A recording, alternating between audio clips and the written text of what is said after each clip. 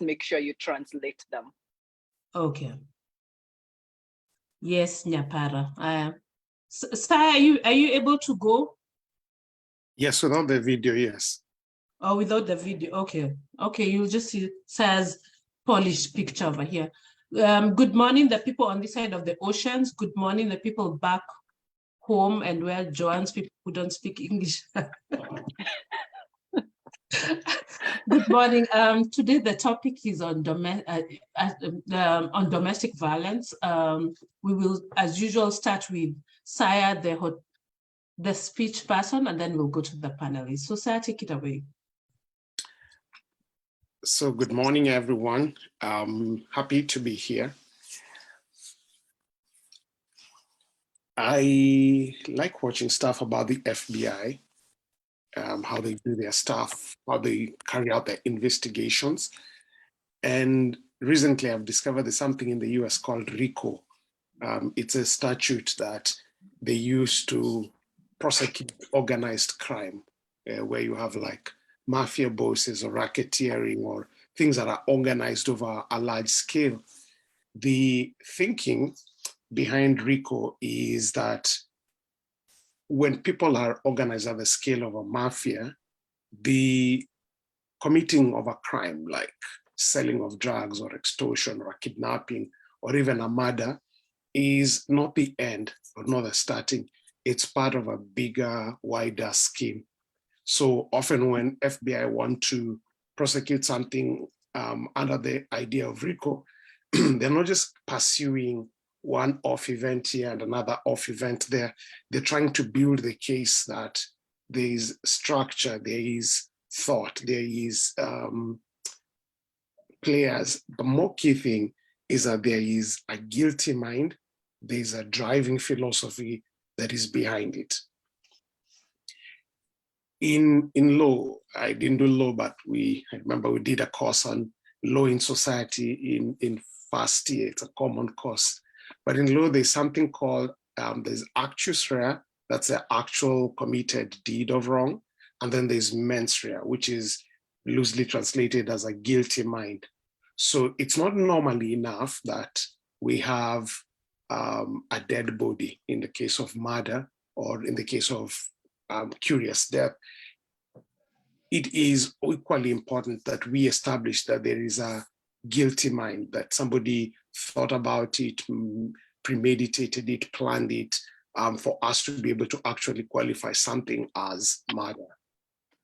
It's interesting in both cases, the case of something like murder, where we're looking at mens rea, a guilty mind, and not just only the body, and also in the case of a widespread crime or a well-organized crime that is prosecuted under RICO, we're not just looking for events, we're looking for the organizing mind, the organizing principle around it. If I was able to take these two ideas and apply it to today's topic, the whole idea of domestic violence, it is very easy to begin seeing that equally, domestic violence is not just about a slap administered here, a kick administered there, some hot water poured there, a word said there, some neglect meted out there. When carefully looked at, it is actually an organized crime. And sadly enough, the organizing principle, the organizing ideology is meted out by institutions which help imbue certain ideas or which help maintain certain thoughts that then lead, maintain, or encourage the idea of the practice, of domestic violence. Whenever a trigger is pulled in the event of a crime, it's not just enough to look at who pulled the trigger. It's also equally important to begin asking what was the thought, or what were the forces, or what was the influences behind the person who pulled the trigger. So in cases of domestic violence, it's time now that we began looking at institutions and ideas that are behind this particular maintenance and propagation of domestic violence. In every other day life, we say, sow a thought and you reap an act, sow an act and you reap a habit. So a habit and you reap a character, so a character and you reap a destiny. So before we have somebody who we call as a domestic violent or as a domestic abuser, that we're talking now at the level of action or of character, when you work it backwards, you begin with a thought. And these thoughts are given to us within the context of certain institutions, within our churches, within our homes, within our mosques, within our temples, within our communities, within our shrines. And not just the religious organizations, there's also the secular organizations, which we need to interrogate the kind of thoughts and ideas that either allow or pacify or maintain or promote the idea of domestic violence. So today it's probably time that we need to have a deeper conversation, not just about the perpetration of domestic violence, but we need to go and begin operating at the level of the mens rea, the guilty mind. But more beyond the guilty mind, we need to operate at the level of what's feeding this guilty mind, what ideas, what habits, what practices, which institutions are behind this. For us to slay the dragon that is domestic violence, we need to go beyond the actions. We need to go and look at the fuel behind the actions. It's time to have part 2 of this important dialogue about domestic violence. Back to you in studio. Thank you, Saya. So I'm just going to pass the baton to Lambert. Last week, we talked about just one piece of the whole domestic violence umbrella. So we talked about intimate partner violence. But Lambert, can you just give us an overview of what domestic violence is? Because today we are just, I want us to concentrate on, as Saya said, the fuel, the culture, the institutions that perpetuate or help us go through this issue of domestic violence. Lambert? Are you still vitamin? Yes, we can see you. Okay, thank you, Posa. Thank you, Sarah, for that lovely prelude. And really, straight to your question, what is domestic violence? I think when we just think about the word violence, I would look at it as extreme.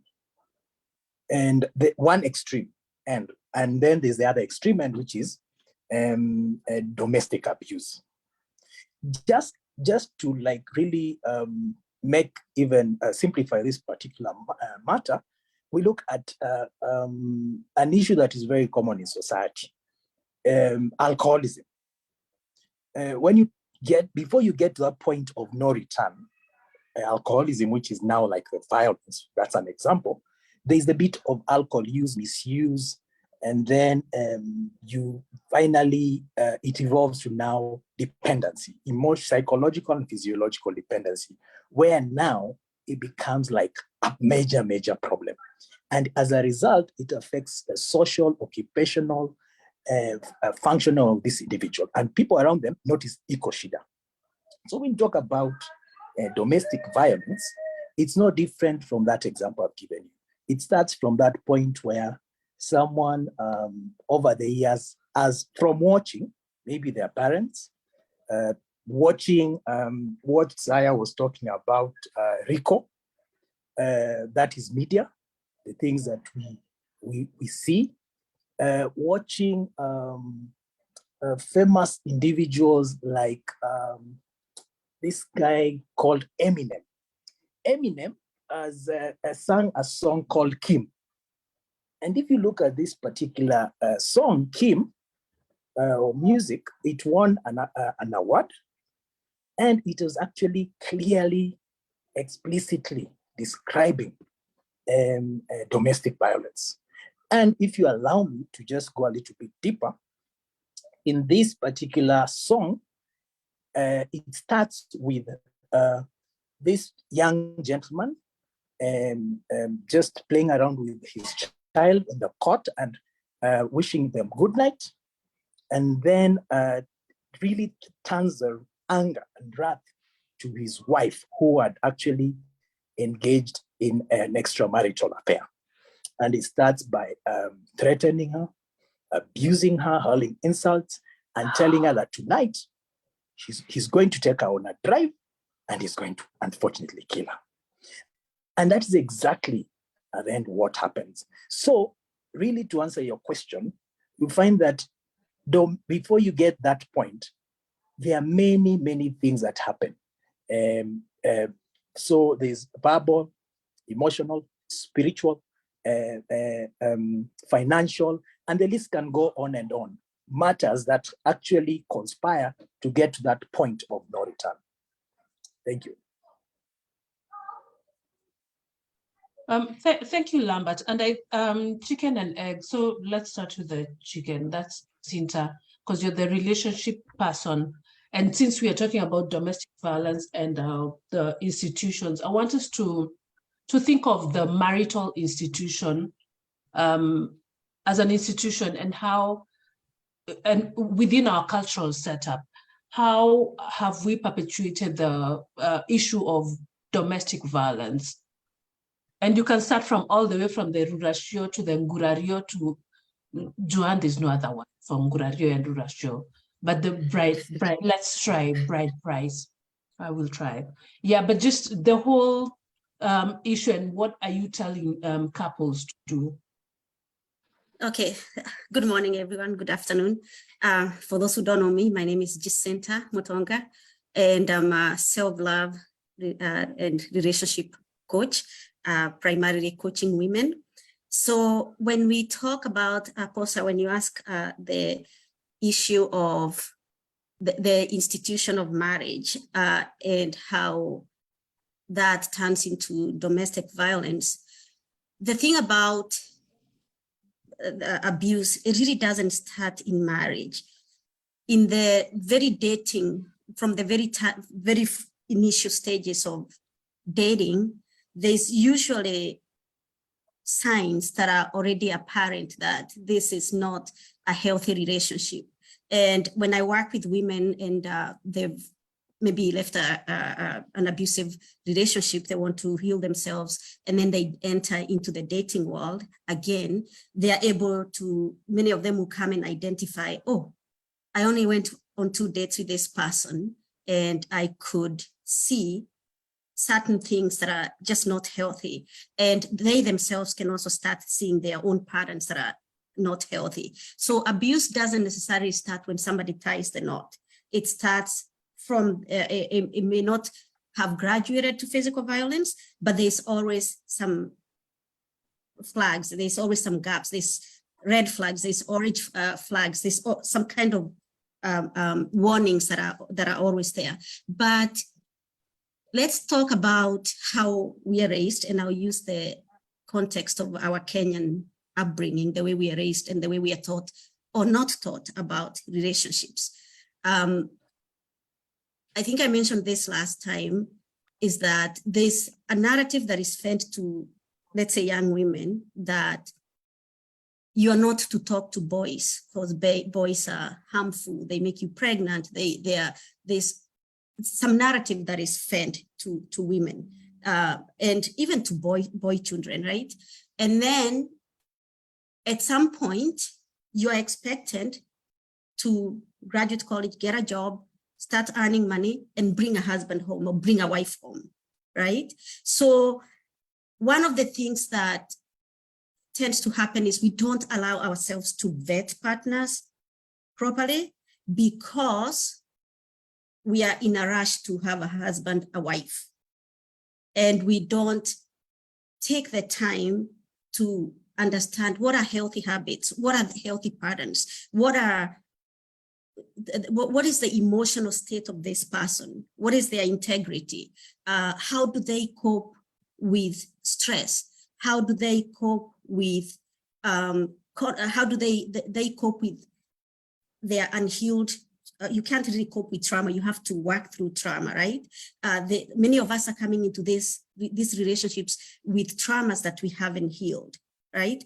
How does a person handle conflict? Because in any relationship that you're with another individual, there is going to be conflict. How do we handle conflict in healthy ways? All that, I think these are conversations or work that both men and women need to work through before they tie the knot or pay the rurashio, they pay the dowry and go meet the parents and all that. Now, when we talk about the role of religion or religious institutions, people go to premarital counseling, but premarital counseling that people tend to get doesn't address the root causes of why we are projecting so much of our unhealed traumas and our unhealed wounds onto our partners. So for us to understand, to really work through this pandemic, so to speak, of domestic violence or intimate partner abuse, we have to address what state are we coming into these relationships in? And I'm talking emotional, mental, spiritual state. So and then there's this narrative that we can pray through things. Prayer has its place, spirituality has its place, but that in and of itself, the spiritual bypassing is not gonna address some of the issues that go on inside of our homes. Because once we are in the house, it doesn't matter how much we pray, we still have to deal with each other, to understand each other. We still have to work through financial problems. We still have to deal with our stress that we are bringing from our jobs, our businesses. We still have to manage the stress of raising children. And then we still have to be able to deal with our own stresses as man and wife. Because a lot of times, a lot of things are not discussed, or we don't understand that we need to work through them. And then intimate relationships tend to trigger our innermost wounds, our unresolved issues. This is why it is so hard. This is why it becomes so hard to live in harmony with each other. And then we are also a culture where, what are people going to think?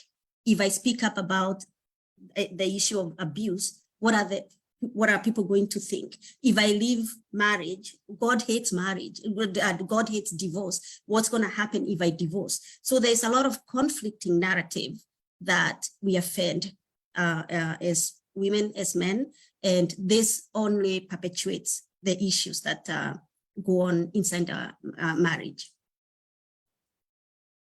Thank you, Jacinta. Joanne, you're the egg person here because you deal with what Jacinta says, as in the inner child that has been triggered through all these conflicts. But I'm just wondering, if you were to step into the premarital counselor in church, what would you do differently? Oh, that's a hard question because I've never been in a premarital counseling. I've never been married, so I have no idea what people are told other than third-party information. So I will try and answer this question as objectively as possible. I think there are things that we need to find out about each other. And not necessarily in the church setting as in premarital counseling, but just in general, is how one of the things that Jacinta brought to the forefront. How was conflict dealt with in your home? What were you taught about conflict resolutions? What do you like? What do you need when you're angry? Do you even know what you need? Because the other thing is, we tend to want people to do the things that we do for ourselves. Like, okay, let me give an example. Say I'm a person who, when I'm angry, I need to go away and I need to just sit with myself and deal with my emotions and then come back and then we can talk about it. And the other person who I'm in a relationship with is a person who wants to talk now. Don't want to wait till tomorrow, don't want me to go and breathe. You want to talk now. So what happens? One person is trying to leave, the other person is trying to insist to talk. Let's talk, let's talk, let's talk. So what happens? This situation becomes just worse. It becomes a ticking time bomb because one person is being pushed into a corner, the other person is feeling abandoned. So even at the basic minimum, I think any premarital counseling should include a psychological part of it, where attachment styles are talked about. If somebody is somebody who has abandonment wounds, what does that person need? They may not need, for them, a person walking away means they are being abandoned. They get more triggered and they get more anxious. So just understanding yourself, even if it's not in the context of the church, but somewhere along the line, I think the church also needs to include trained psychologists to deal with that portion of a person's psyche, to know how they deal with relationships, to know what happened to them in their childhood or what did not happen for them, meaning they are more than likely looking for those things in a partner who might not be capable or willing to even give them those things. Because if I'm feeling abandoned, or if I was an abandoned child, whether it's emotionally or physically, and I'm looking to fill that void from a partner who is whole, who grew up in a healthy environment, they have healthy boundaries. They're like, nope, I'm not the one who's going to do this thing for you. You need to figure out how to do that for yourself. It creates that anxiety. It creates that abandonment. And therefore, I'm forever going to seek it from either the spouse or the children or friends, and then that relationship is not going to be whole. So just adding a psychological component to it, whether it's in terms of questionnaires or in terms of a trained person, I think those things are important. But also where children are concerned, maybe the church needs to start dealing with these issues before the children become of age to get married. What are we teaching our young children in Sunday school? What are we teaching them in youth services? What are we teaching them to explore about themselves? What are we asking parents, and what are we telling the parents, especially when they come and say, when a mom comes and says she's being beat up, or when a child reveals in the church that last night her dad beat her mom? Right? How are we dealing with this? Are we praying these things away, or are we dealing with them the way they need to be dealt with? Are we shunning single mothers out of the church and refusing to give them a place where they can build community? Are we shunning children of divorced homes from schools and churches and places like that? So the stigma that goes with all the things, domestic violence, whether it's from a financial perspective, whether it's from an emotional perspective or a physical perspective, we need to integrate those things in the church spaces, or all the spaces where people go to seek help. And we need to take initiative as individuals to learn about these things, because sometimes I think we also unfairly put the pressure on systems to do things that they cannot do if we are unwilling to receive. So the church can preach all they want, but if I'm unwilling to receive what the church is preaching, I'm not gonna practice what the church is preaching. So we have to also, as individuals, be able to call out bad behaviors, because the abusers, male, female, they are members of our families. They are members of our community. We turn a blind eye when a brother, like say if my brother is abusive, I turn a blind eye and I blame the woman. And say, you should change yourself. You should not do this. You should not do this. But we are not calling out the perpetrators and telling them, you know what? This is not acceptable. You cannot be doing this kind of thing. So I think it's not just focusing on what the institution can do. It is also focusing on what our individual personal responsibilities are, so that we can be in community with each other where some people are not suffering more than others. Thank you. Back to you.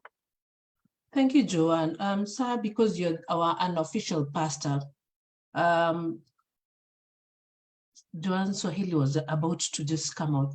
So just come and speak for the church, as in what do you think we are getting right? What do you think we are getting wrong? And just the religious institutions in general, but because we are of Christian extraction, just do the Christian bit. I should have called Hussein on this forum today. So I think the thing that we're getting right is community, because a lot of evil breeds in silence. So I think the religious institutions, mosques, temples, churches, they provide when well done, and quite a number do it well, provide a sense of community where, like John was saying, when a child says, the father beat the mother, that only happens within the sense of our community. So just remove that child from that community, they don't have a place to air that. So whether the community is well used or not used can be a debate separate, but the first thing I think that is supplied is the sense of community. The number two is religious institutions now, of course, are more steeped in the Christian tradition, provide mentorship. Very often it is informal. In the case of a number of churches, they provide structured proper mentorship, because they do recognize that the men and women of the cloth are not omniscient, they don't know everything.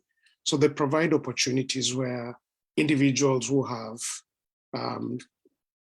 experience in certain domain, and in this case, we're talking like about family life, are able to take a few young upcoming people under their wings and mentor them through the dating process and often the marriage process. In some churches, they're going so far as to demand that your best couple have to be married people of a certain amount of experience within marriage, which initially looks incredulous to a couple that is about to get married, but in the long run will serve to be something that is extremely valuable. Then I think thirdly, a good thing that many religious institutions are doing is providing some version or some form of training, whether it's through marriage seminars, marriage retreats. I know I have been on marriage retreats organized by the church. I have definitely sat and even facilitated in family life seminars. Mostly I've done the dating things, but I've sat through seminars on marriage and stuff, which is a good thing that religious organizations do, because they then recognize that you're not born with an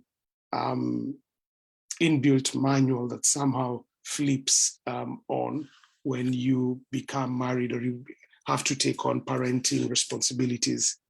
And then a fourth, and maybe the final thing that I think the religious organizations are doing, at least I know in many faith traditions, and certainly in my faith tradition, is to provide age-specific instruction, so specific instruction for children, for young adults, for teenagers. That's something very, very important, and all the way going up.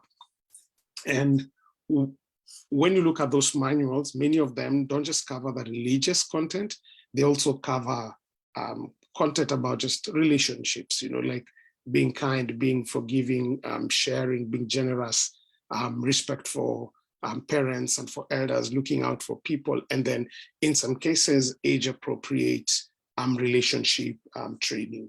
I think so far that's been done well. What can be done better? I think number one is because the pastors become, or the priests or the sheikhs or the imams are normally seen as the focal or principal help-seeking point. When somebody goes to the mosque, they're probably looking for the sheikh or the imam or the teacher. If they come to the church, they're looking for the pastor or the priest or the bishop, because that's usually the initial focal point. And in many cases, because they run with volunteerism, I believe one thing religious organizations then can become better is to then equip these focal people, think of them as first aid in detecting and supporting, and where need be reporting and referring individuals appropriately when it comes to these matters of domestic-based violence. I think the equipping in their training should not just be theological to interpret and communicate religious text, but I think should also be equipped, they should be equipped to do other basic minimum, the ability to do some form and level of counseling. An ideal level is to become fairly proficient in the same. Then number two, I think an area that can be done well is, and in a sense, I understand where the religious organizations are coming from, but something they can do better is not necessarily reflect the cultures they're coming from, because if cultures are shame cultures where things are covered up, generally churches and mosques that come from that place will also tend to cover up or minimize issues. If it is spaces that are forthright, they tend to produce churches that are forthright. And so I think churches and mosques and temples need to become better at having systems where issues of domestic violence are treated with a proper care, but also with a proper legal rigor. So they need to become better, their processes and procedures. And now there's of course a lot of tension there, because there's general reluctance to refer faith members into courts and legal systems. There's a whole thing that needs to be debated there, but they need to get better at that referral system. And then I think a third bit they need to become better at is infusing age-appropriate family education right from childhood. And specific to today's topic is being able to tell people to see signs of abuse and how to detect it, how to report it, how to escalate it, how to avoid it, how to defend it, so that we do not have religious organizations being pockets where people are really silent. I think the information begins being spread, but at a bit too high a level, and at times at a fairly vague level. I have not sat through a program where parents are taught on how to detect abuse and communicate the abuse. So I think the creators of curricula need to become better at doing the same.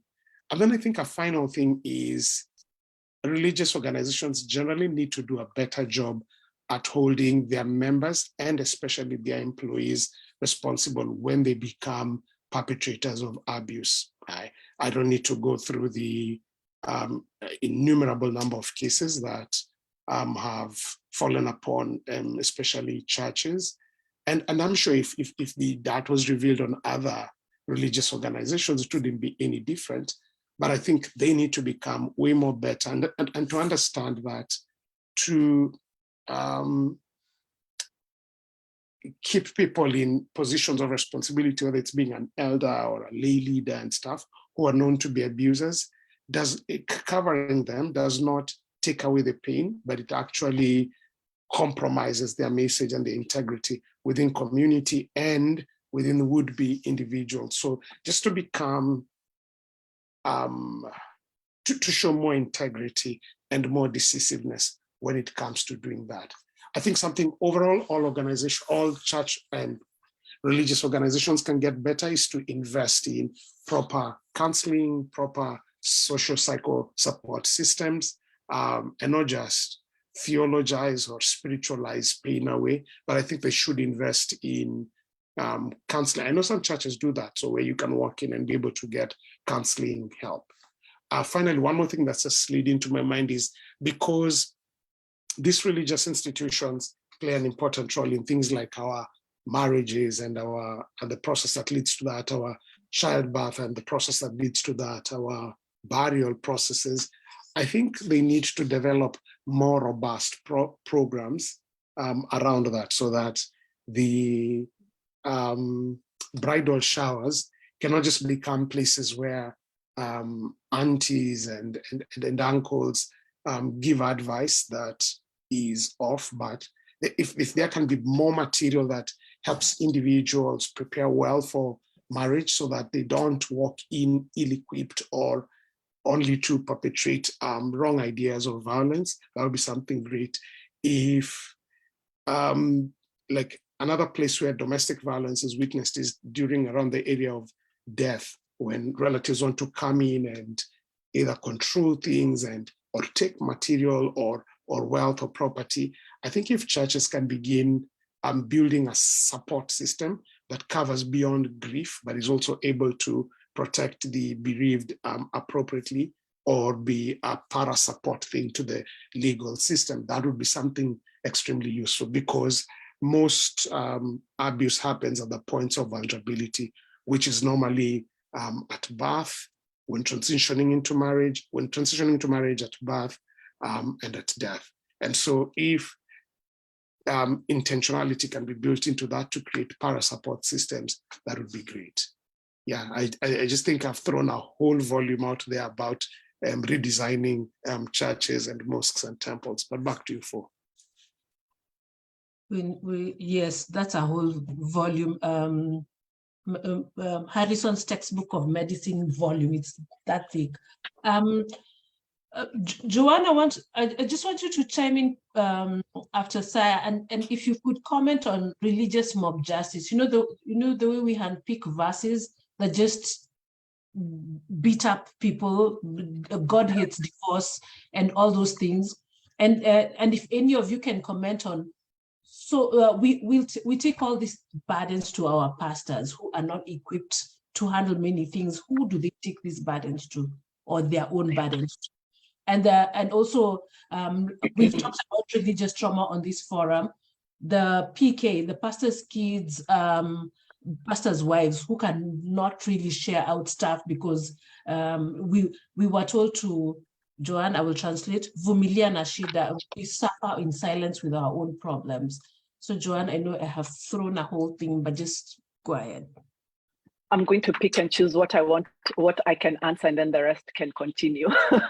I wanted to piggyback on what Saya said about what the church is doing really well, and what the church needs to, where the church or the religious institutions in general can do better.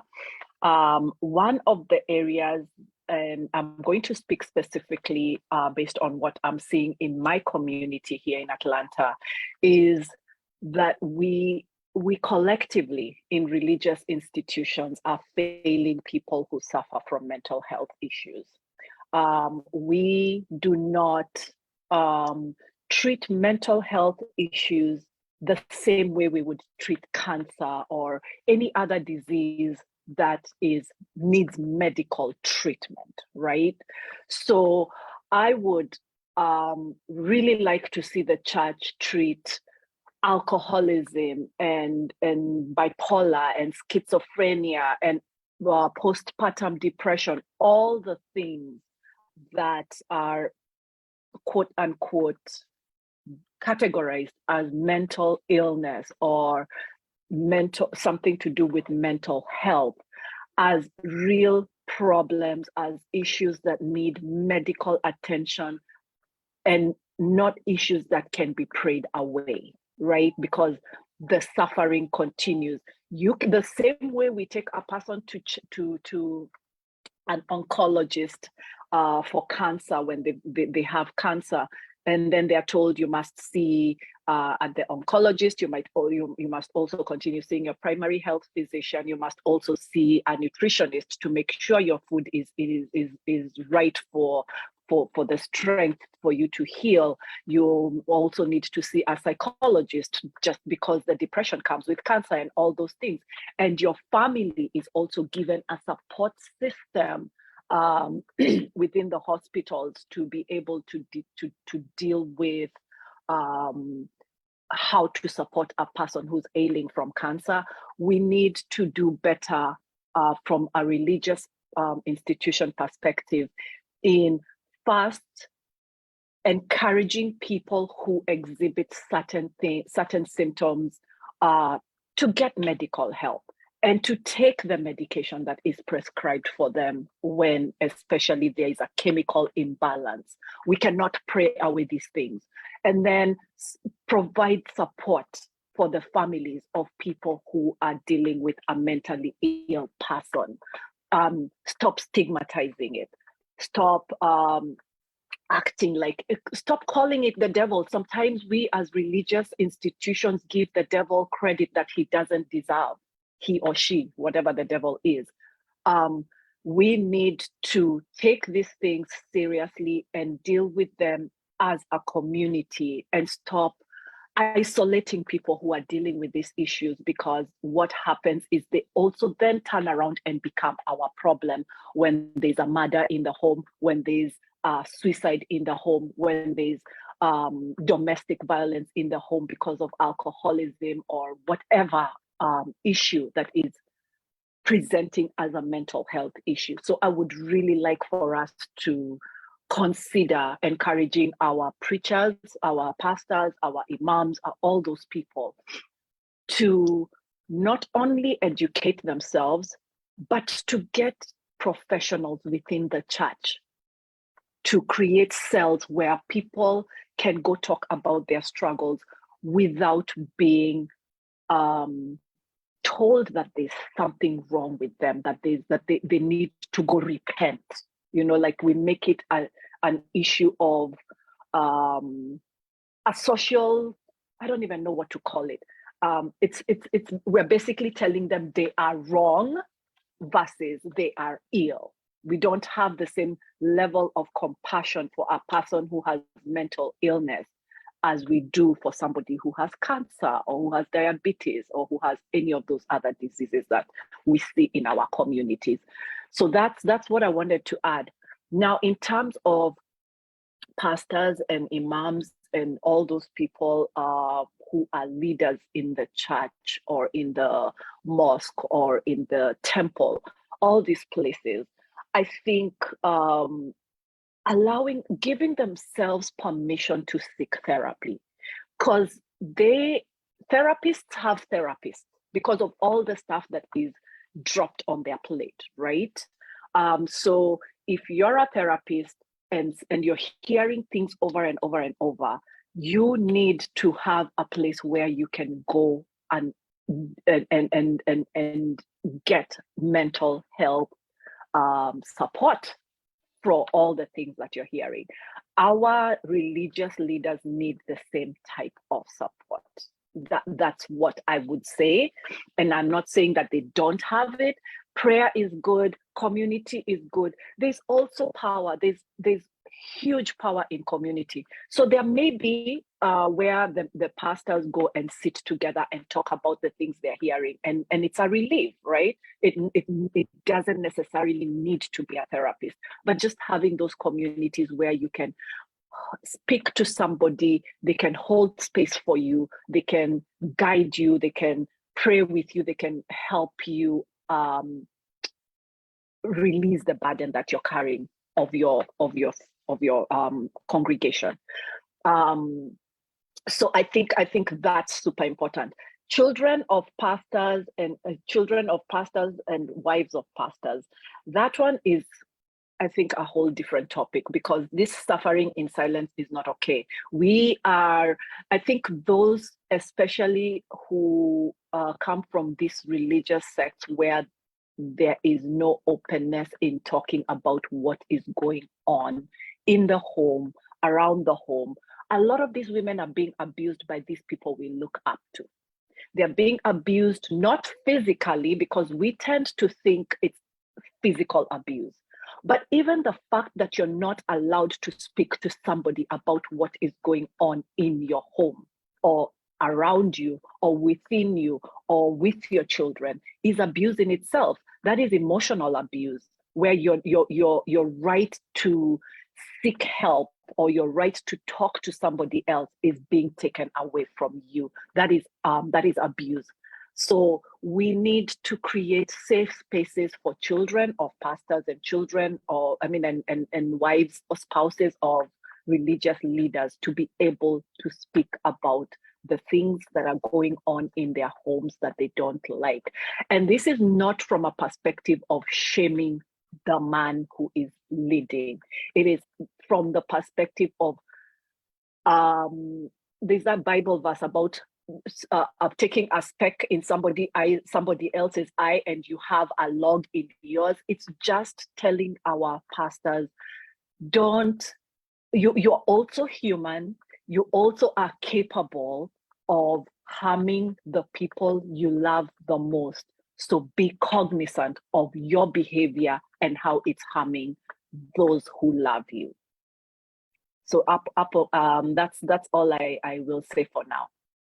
Okay, before I go to Lambert, because I would want to know if the partnership between churches and therapists exists in Kenya at the moment. Jacinta, do you have a follow-up on the whole conversation we've had? I know because religious institutions play a very huge role in our relationships, in everything, and as it's from cradle to grave, literally. Do you have a comment on that? Then we will go to Lambert. Sure.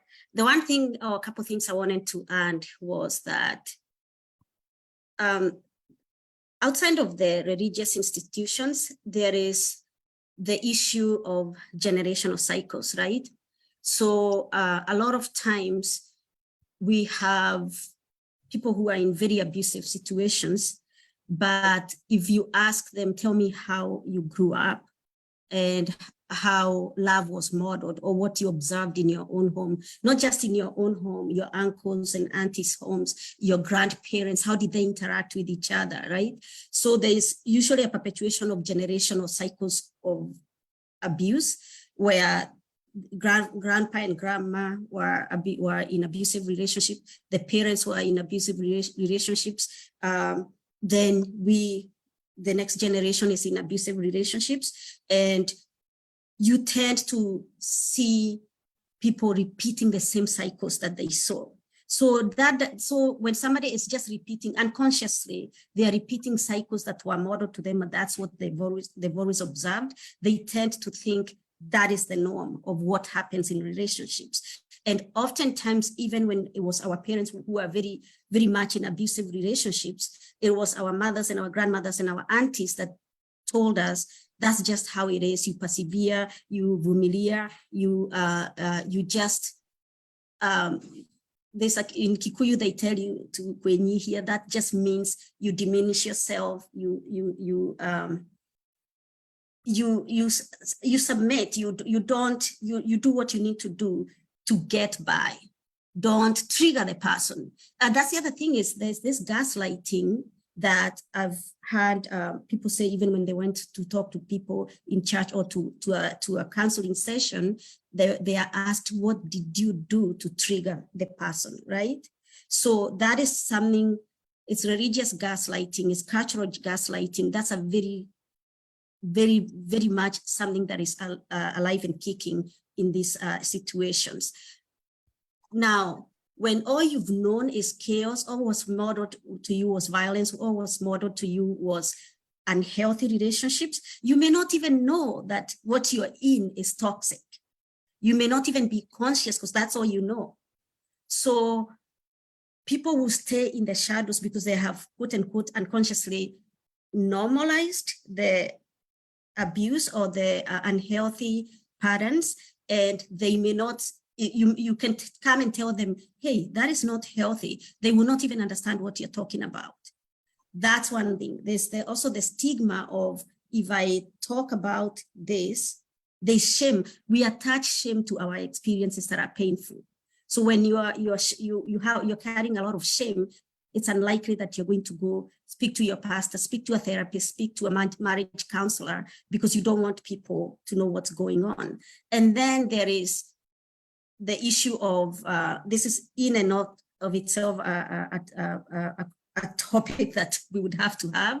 There's the issue of trauma bonding, the trauma that the bonding between two very toxic human beings, and they are projecting each other, but they also tend to be very, very protective of each other.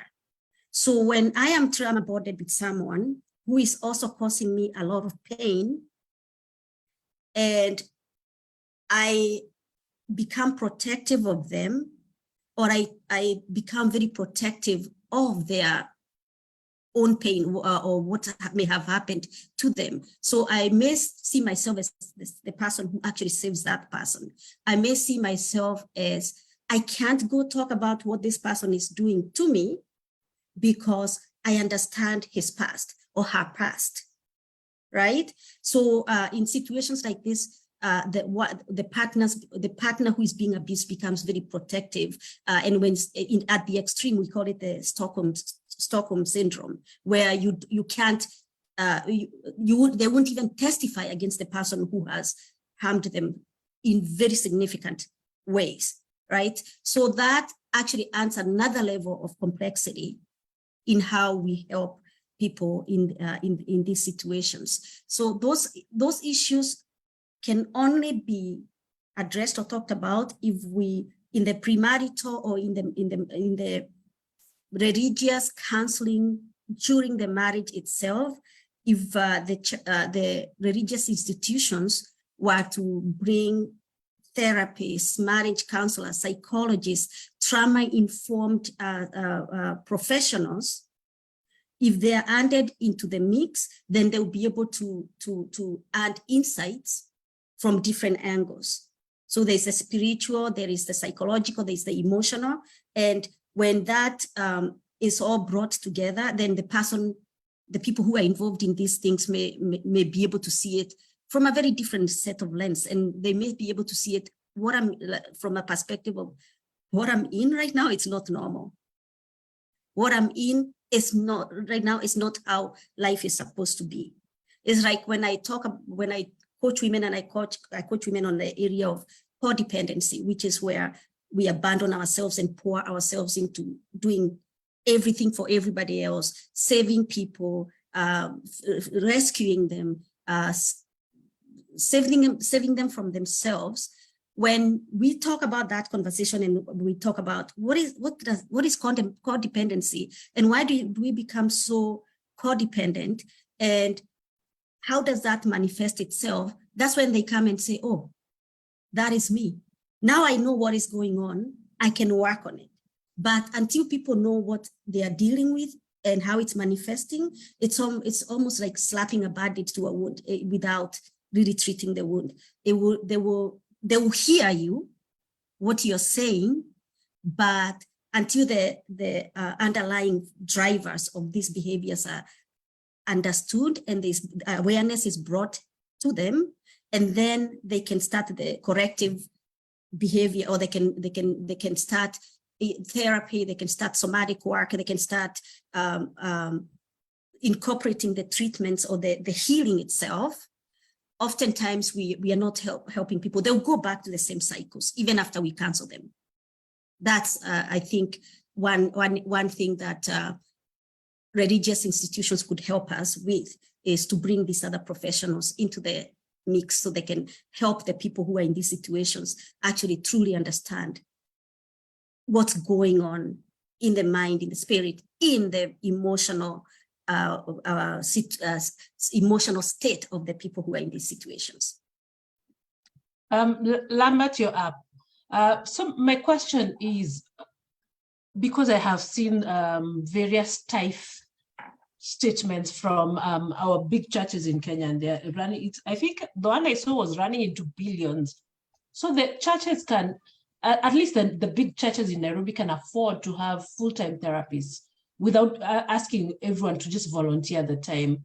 So my question is there currently a partnership between the therapists in Kenya with religious organizations? And how are you helping my home church, Munjeche SDA Church, which I have to send tithe from here so that they can survive? You can understand their financial situation. Go ahead, Lambert. Right.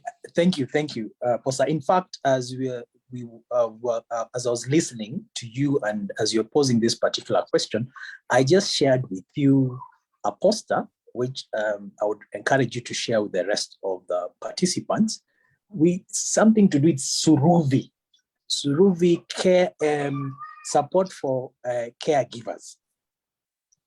And they have something in church on the 19th, and I think it would be important to share.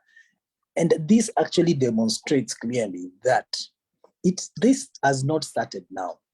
And I think my brother Saya mentioned, and I remember there's a time, I think before COVID, my brother Saya has a very good memory.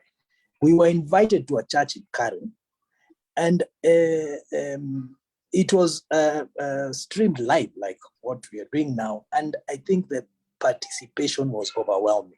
By this, I'm trying to say churches have been and continue being proactive. Churches have and have continued engaging mental health professionals because they appreciate that they have a limit. An example is when you meet a person who's so much disoriented spiritually and religiously, and they are questioning so much about their faith, and the pastor, he's helpless and doesn't know what to do, they call upon us, who are secular professionals, to actually do a further psychological assessment and evaluation objectively.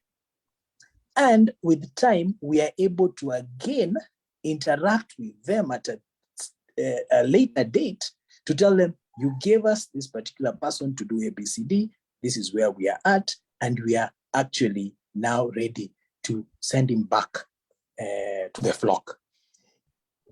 But having said that, the reality about our society today, especially the Gen Z, is that they are questioning. They have so many questions that linger through their minds because they're exposed and they see, sadly, some of these things we are talking about today. And honestly, matters to do with domestic violence, abuse are very, very complex, and they are deeply seated in our society. And like we had said earlier on, we learn these things by just observing, listening, and et cetera, et cetera. And then you find that as a man, for example, that is all that you know.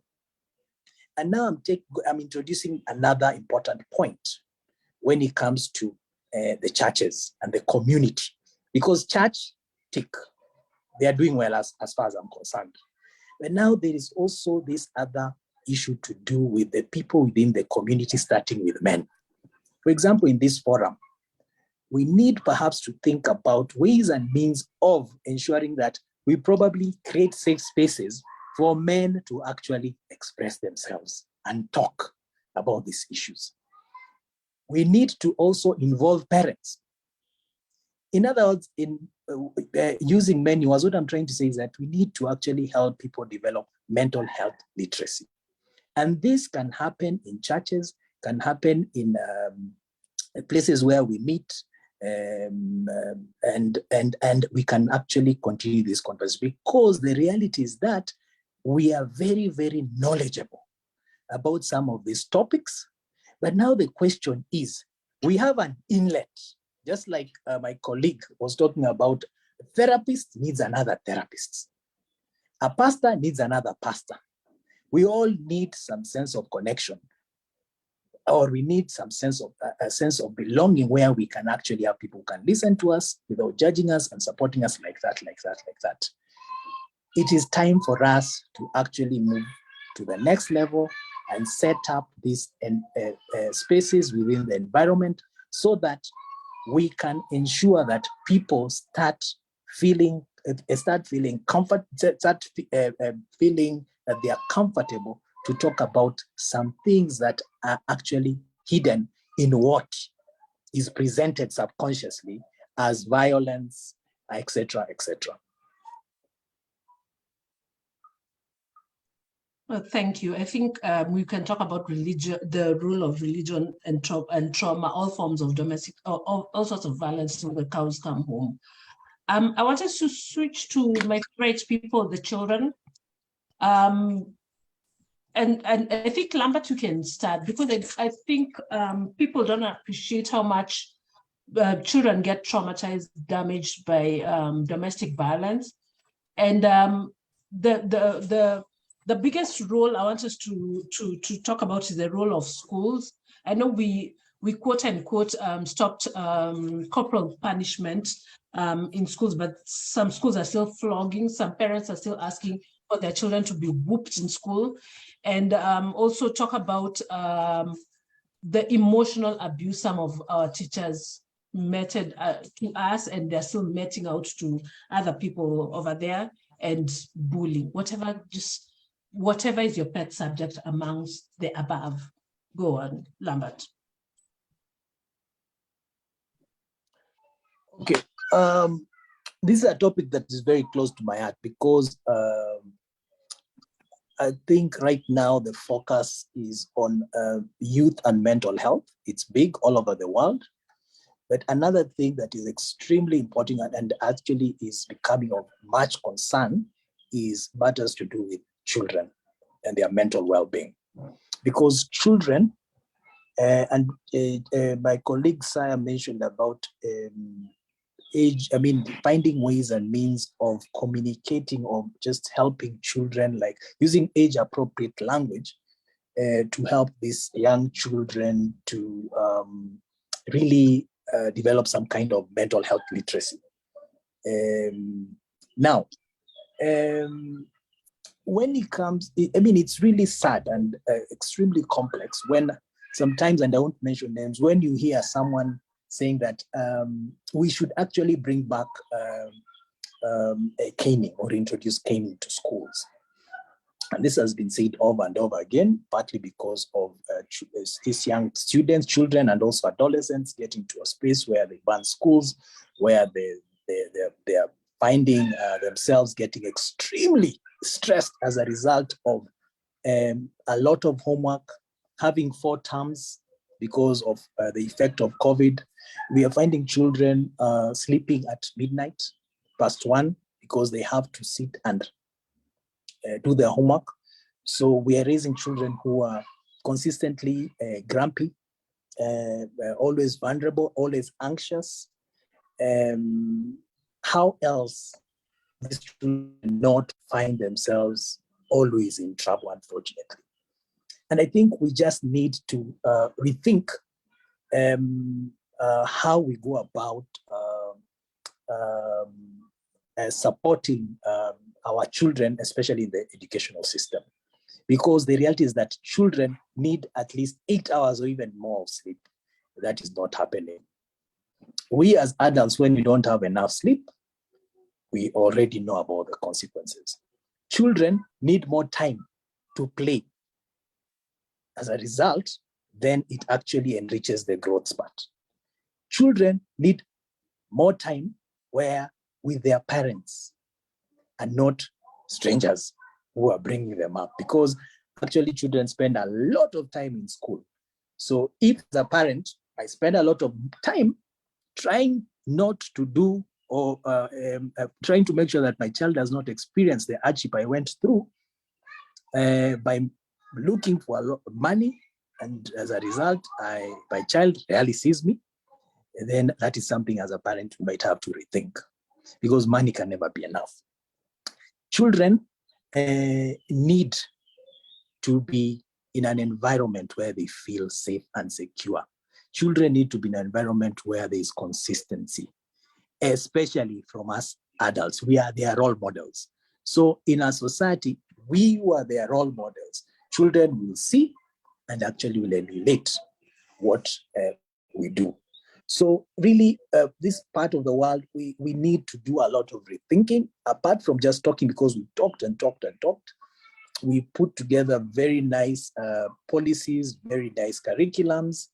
But the question is, are we ready to roll up our sleeves and move from theory to practice? Because that's the only way then we will find ourselves making a difference. But otherwise, the rest will just be talk. And unfortunately, we'll have more and more young people who are actually coming to or seeking mental health professionals for help and support. We'll have more and more parents who are anxious and they don't know what to do. So it is time for us to not only focus on matters to do with adults and youth, but also to seriously start focusing on matters child mental health. Because really, like we've seen in this particular topic we are discussing, this issue of domestic violence, it starts from the cradle. And I think we want one institution that we should emphasize on and we should really think about is the family unit. When the family unit is having problems, when the family unit is destabilized, that's the beginning of many, many challenges that we start seeing and experiencing in society. Thank you. Thank you, Lambert. Sir, this one I think you put all your heart on their meaning, and just talk about children, and also your foray into this land and what you think about us and our children. For you may need to reframe that question. Like, how do you just tell me talk about children? Like, really, it's not even a fair question. It is a fair, it's a fair question. Okay. So what's your take? Okay, just as a follow-up after Lambert, what's your thought as a pastor, as a teacher, as a, like I said, a youth leader, and as someone who's passionate about the souls of children? What should we be doing so that we bulletproof these children against domestic violence? That better? Yes, a bit. Wow. So I think the first thing is listen to them. Just create spaces and equip the adults they trust, whether it's teachers or their church group leaders, equip them to be able to listen, because children have a lot to say, and at times they don't say it with words. But I think what we have an inadequate amount is people to listen. Their parents are distracted or busy or ill-equipped to parent.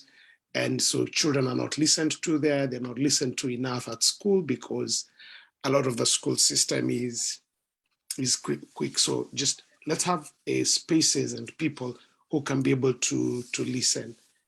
Then secondly, I think we need to have what I call disinterested. For us to raise better children, we need to have people who have disinterested commitment. Disinterested commitment is not the same as disinterest.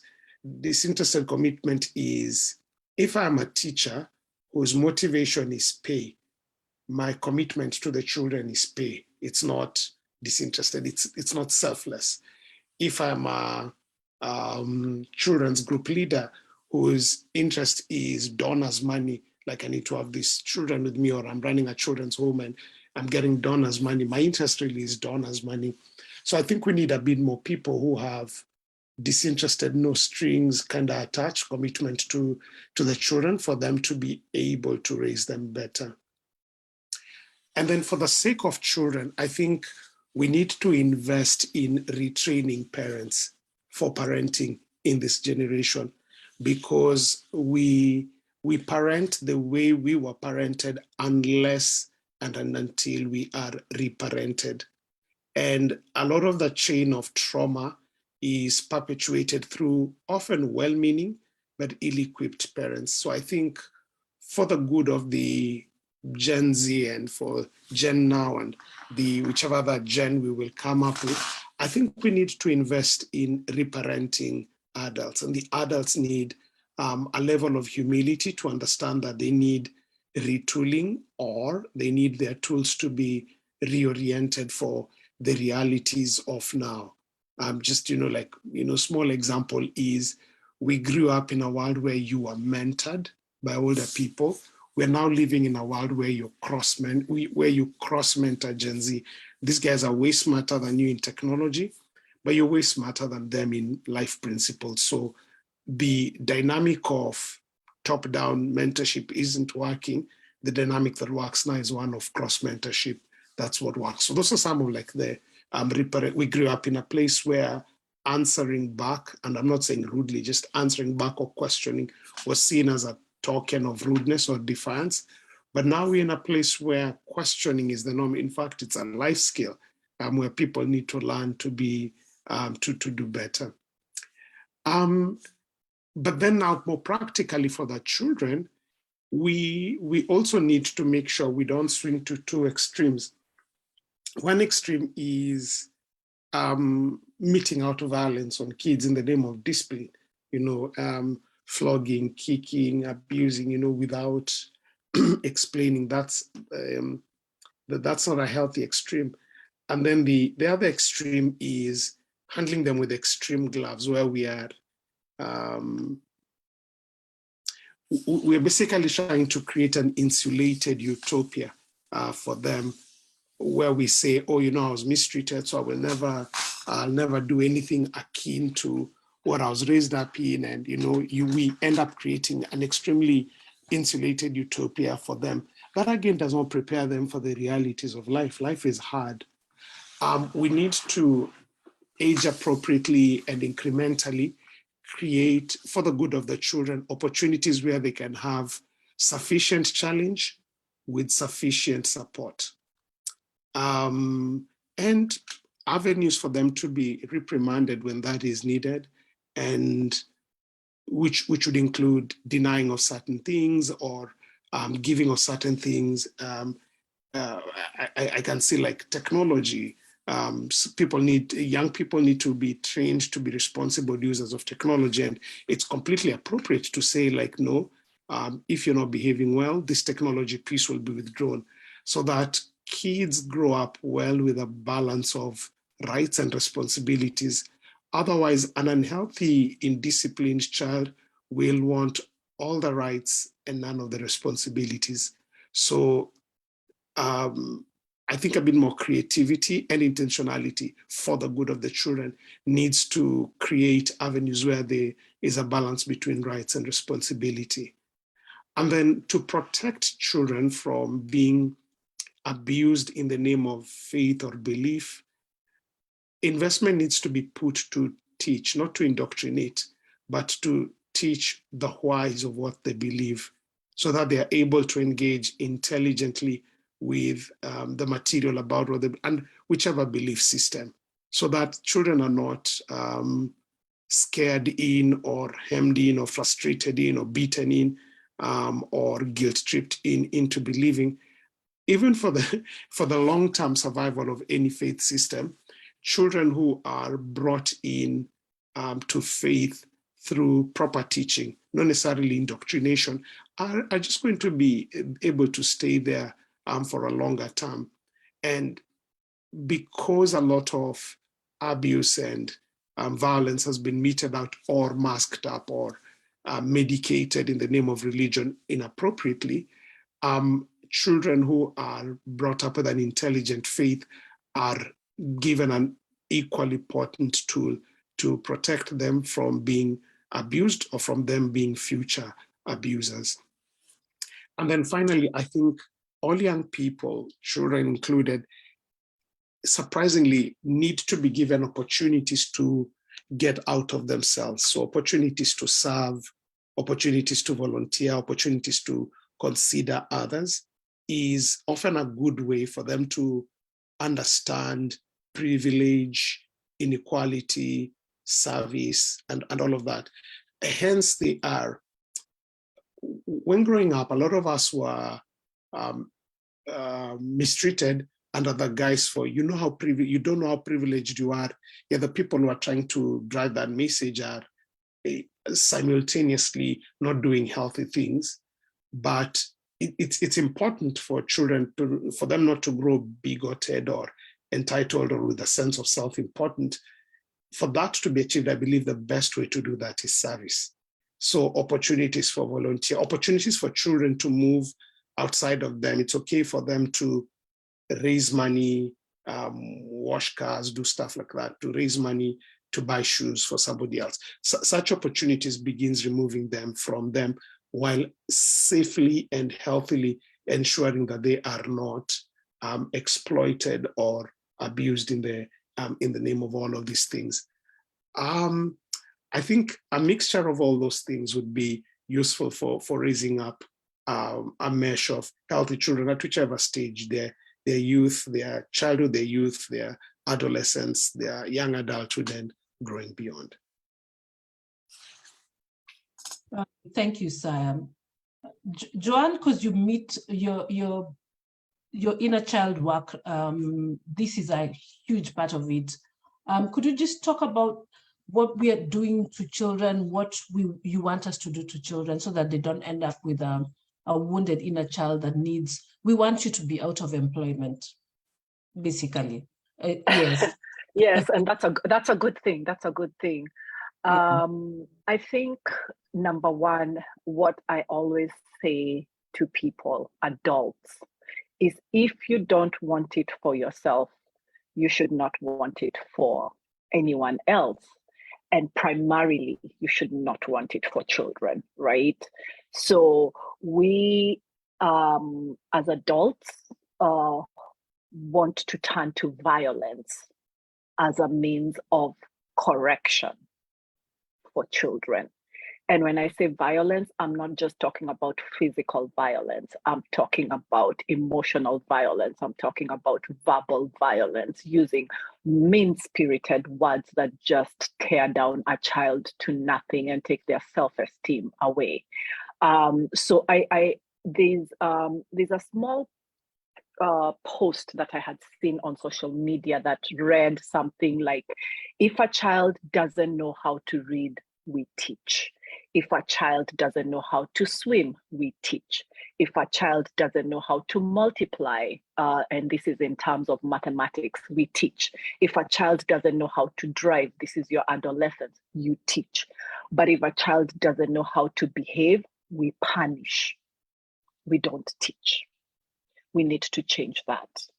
We cannot use shame and punishment as a means to teach children anything. It backfires, and that's why we are seeing all the behavioral issues in children. And the most prominent thing that comes out of this is we are trying to ask children to behave in a way that we don't even behave. We are terrible. We are the same people. We are telling our child, as you drive your child to school, you're telling them to behave, to be kind, to be all the things that you want them to be. But you're here cussing out the driver in the next car. You're cussing out the teachers. You're unhinged at home. You're wild and horrible to the mother. You treat the house help like they are not human, but you want this child to be a whole human being that treats people kindly. So it, again, at the end of the day, no matter what we say, and this is the hill I will die on, our children are a reflection of us collectively. If they are misbehaving in the church, they are a reflection of the values being implemented in that church. If they are behaving badly in school, guess who are the teachers? We, the same adults who are misbehaving, who are treating them badly, who are treating each other badly. Children learn how to be humans from the adults. So unless you're behaving the way you want your children to behave or the way you want children to behave, then you cannot be telling them how to behave. Your actions speak louder than words. So whether it's correcting a child, whether it's talking to them, if you're talking to a child unkindly, that child is going to go talk to another child unkindly. If a child does something wrong and your default setting is to slap them or to hit them, that is how you're teaching them conflict resolution. When they go get married, when the wife does something wrong, or when the husband does something wrong, because we have women, this is another topic that maybe for another day. We have women who are terrible abusers, who are awful to their spouses and their children in the homes. And we don't talk about that much. But if that child was taught that violence is the only way out and words that cut like a knife are the only way to resolve conflict or to resolve issues, that child will grow up to be that human being that is treating people badly in the workspace, in the home, in the community. We have those people, we see them, and we ask, what is wrong with them? We should be asking ourselves, what do we expect when we behave a certain way and our children are watching us, and then they go become the adults who behave that way? What did we expect? And that's harsh, but for me, that's the only way to put it into context. If I am behaving like a horrible human being, yes, there's a possibility that somebody out there will teach my child to be a decent human being. But if my child is spending most of their time with me and I am being a horrible human to other humans, including to that child is going to go be a horrible human to other humans. The way you talk to people who have nothing to offer you, that is your men, your house helps, the mama mboga on the street, the vendors who are out there who have nothing to offer you in return, or that's the perception we have, because these people give us a service, right? And they are working for a service that we pay them. However, we look at them from a classist perspective and we dehumanize them, and therefore we give ourselves permission to treat them badly. Our children do the same thing. If you observe how children talk to house help, they talk to house help exactly how the parents talk to house help. If you observe teachers, they treat their teachers exactly how you as a parent treat their teachers. So we have to do better for our children to do better, regardless of what environment it is. So we have to, like Saya said, reparent ourselves, do better, and show up better so that the children can show up better. It's just that simple. If you don't want your boss slapping you at work when you do something wrong, then don't slap your child if they do something wrong at home. Treat them the same way you would expect your boss to treat you when you don't know how to do something or when you do something wrong. Use the same level of compassion, because at the end of the day, we treat children like objects when they are humans, and then we expect them to behave like humans when they are older. Yet we've objectified them from when they were little. We've told them their emotions are not valid. We've told them their needs are not valid. We've told them they cannot speak up for themselves. But then when they are adults, we expect them to magically have the skills to do all these things. Yet we were not a prime example of how those things need to be happening. So bottom line, if you don't want it for yourself, you should not want it for your child or anybody else's child. Be the example. Gandhi said, be the change you want to see in the world. So it's when you change as a human being and you interact with other human beings, then the humans around you start changing automatically, because they know they cannot come sideways where you are.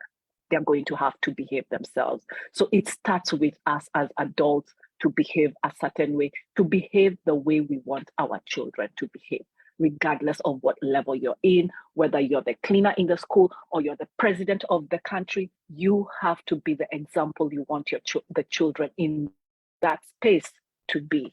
So that's what Jacinta, I know relationships are thrown a curveball when children come in.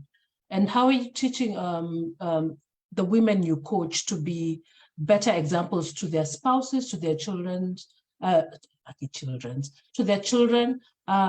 also to their nephews and nieces? Because sometimes we parent by remote, being aunties and uncles, and also to our neighbors and everything else. How are you teaching them so that they don't become domestic abusers and protect the children that were given to us to take care of?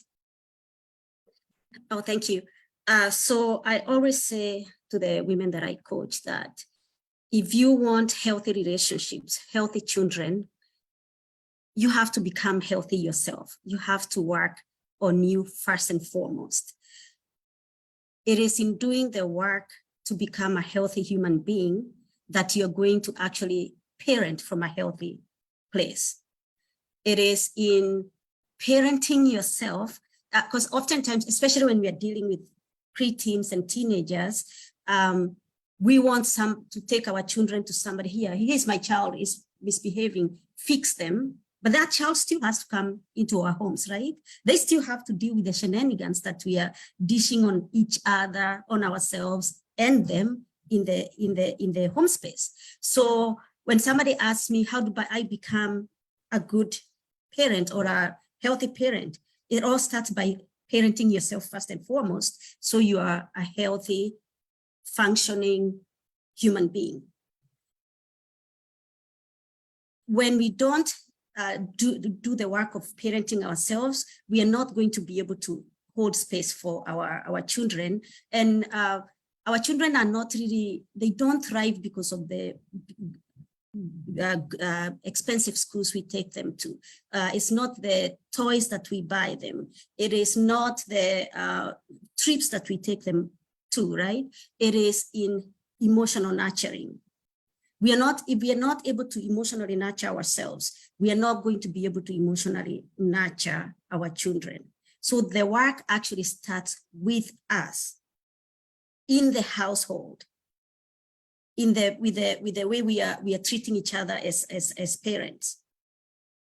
The other thing is we tend to talk at children like they are not individuals, they are not sovereign beings. They are not their own authentic selves. They are not autonomous human beings. So we talk at children, not have dialogue with children.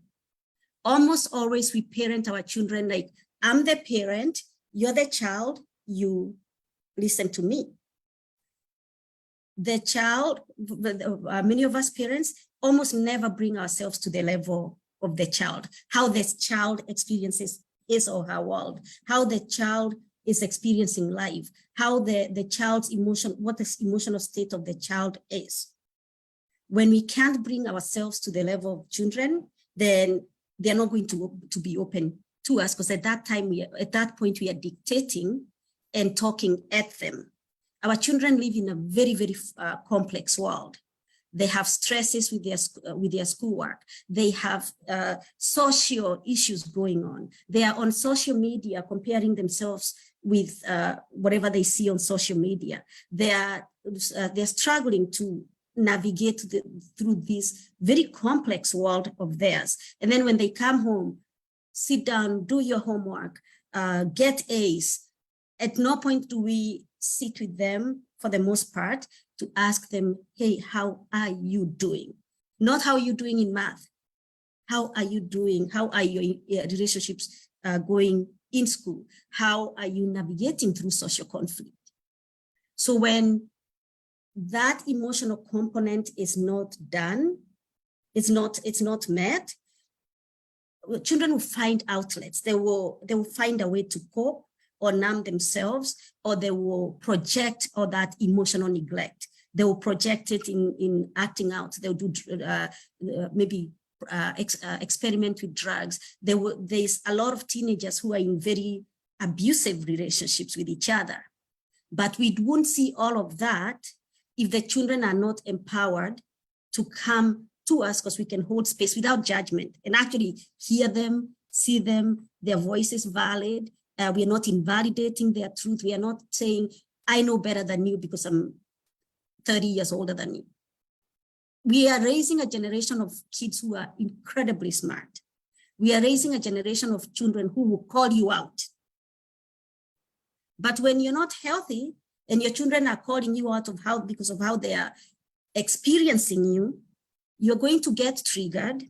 You're going to invalidate them. You're going to punish them. You're going to throw sentences like, when I grew up, my parents raised me like this and I turned out just fine. You know very well many of us did not turn out just fine, if we are being honest, right? So again, the work still goes on the adults to do their own work first and foremost. So it is in that doing our own work that we get ourselves into a space where we are now able to hold space for our young adults, preteens, children, so they can come to us to help them navigate through whatever they're going through. Every human being, child, man, woman, they thrive through feeling connected. They thrive through feeling seen, heard, validated. If we are not providing that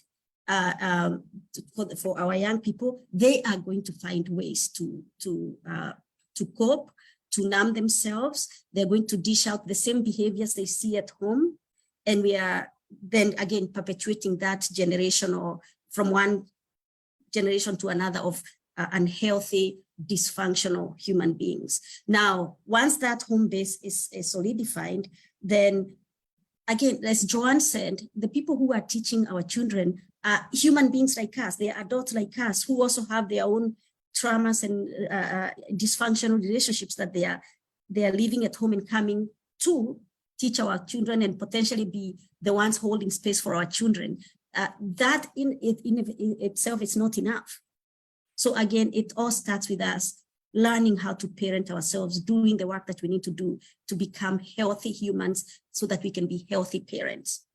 And then we can then hold space for our children without dictating to them or invalidating them, and with also building their own self-trust and their self-confidence, help modeling healthy boundaries so they know that when they go into their adult relationships, they know how to self-advocate, they know the power of boundaries, they know how to show up as people who respect other people's boundaries, opinions, feelings, and hold space for each other.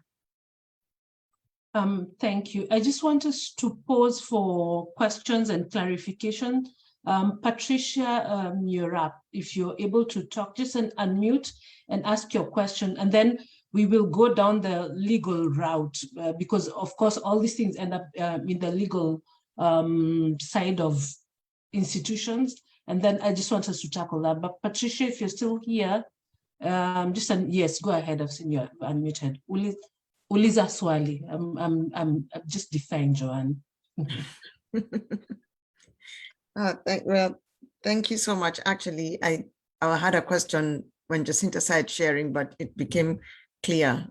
She had said healthy human beings then will be able to have healthy children. And I thought, okay, she's talking about emotional health, right? Because, not nutritional or anything like that, but it became clear as the more you talked that it was more of emotional health. So thank you. Okay, does anyone else have a question and they're brave enough to speak? Or you can just type, or you can type directly to me or to the chat. Otherwise, Tuende, let's move to the legal side. And I think we'll start with Lambert, because this, Mike ditched us. He would have talked about this better, but let's just go to the legal side of the institutions that deal with this issue. And let's start with home. How do you feel like the legal side of the institutions in Kenya are handling domestic issues well, or what could they do better?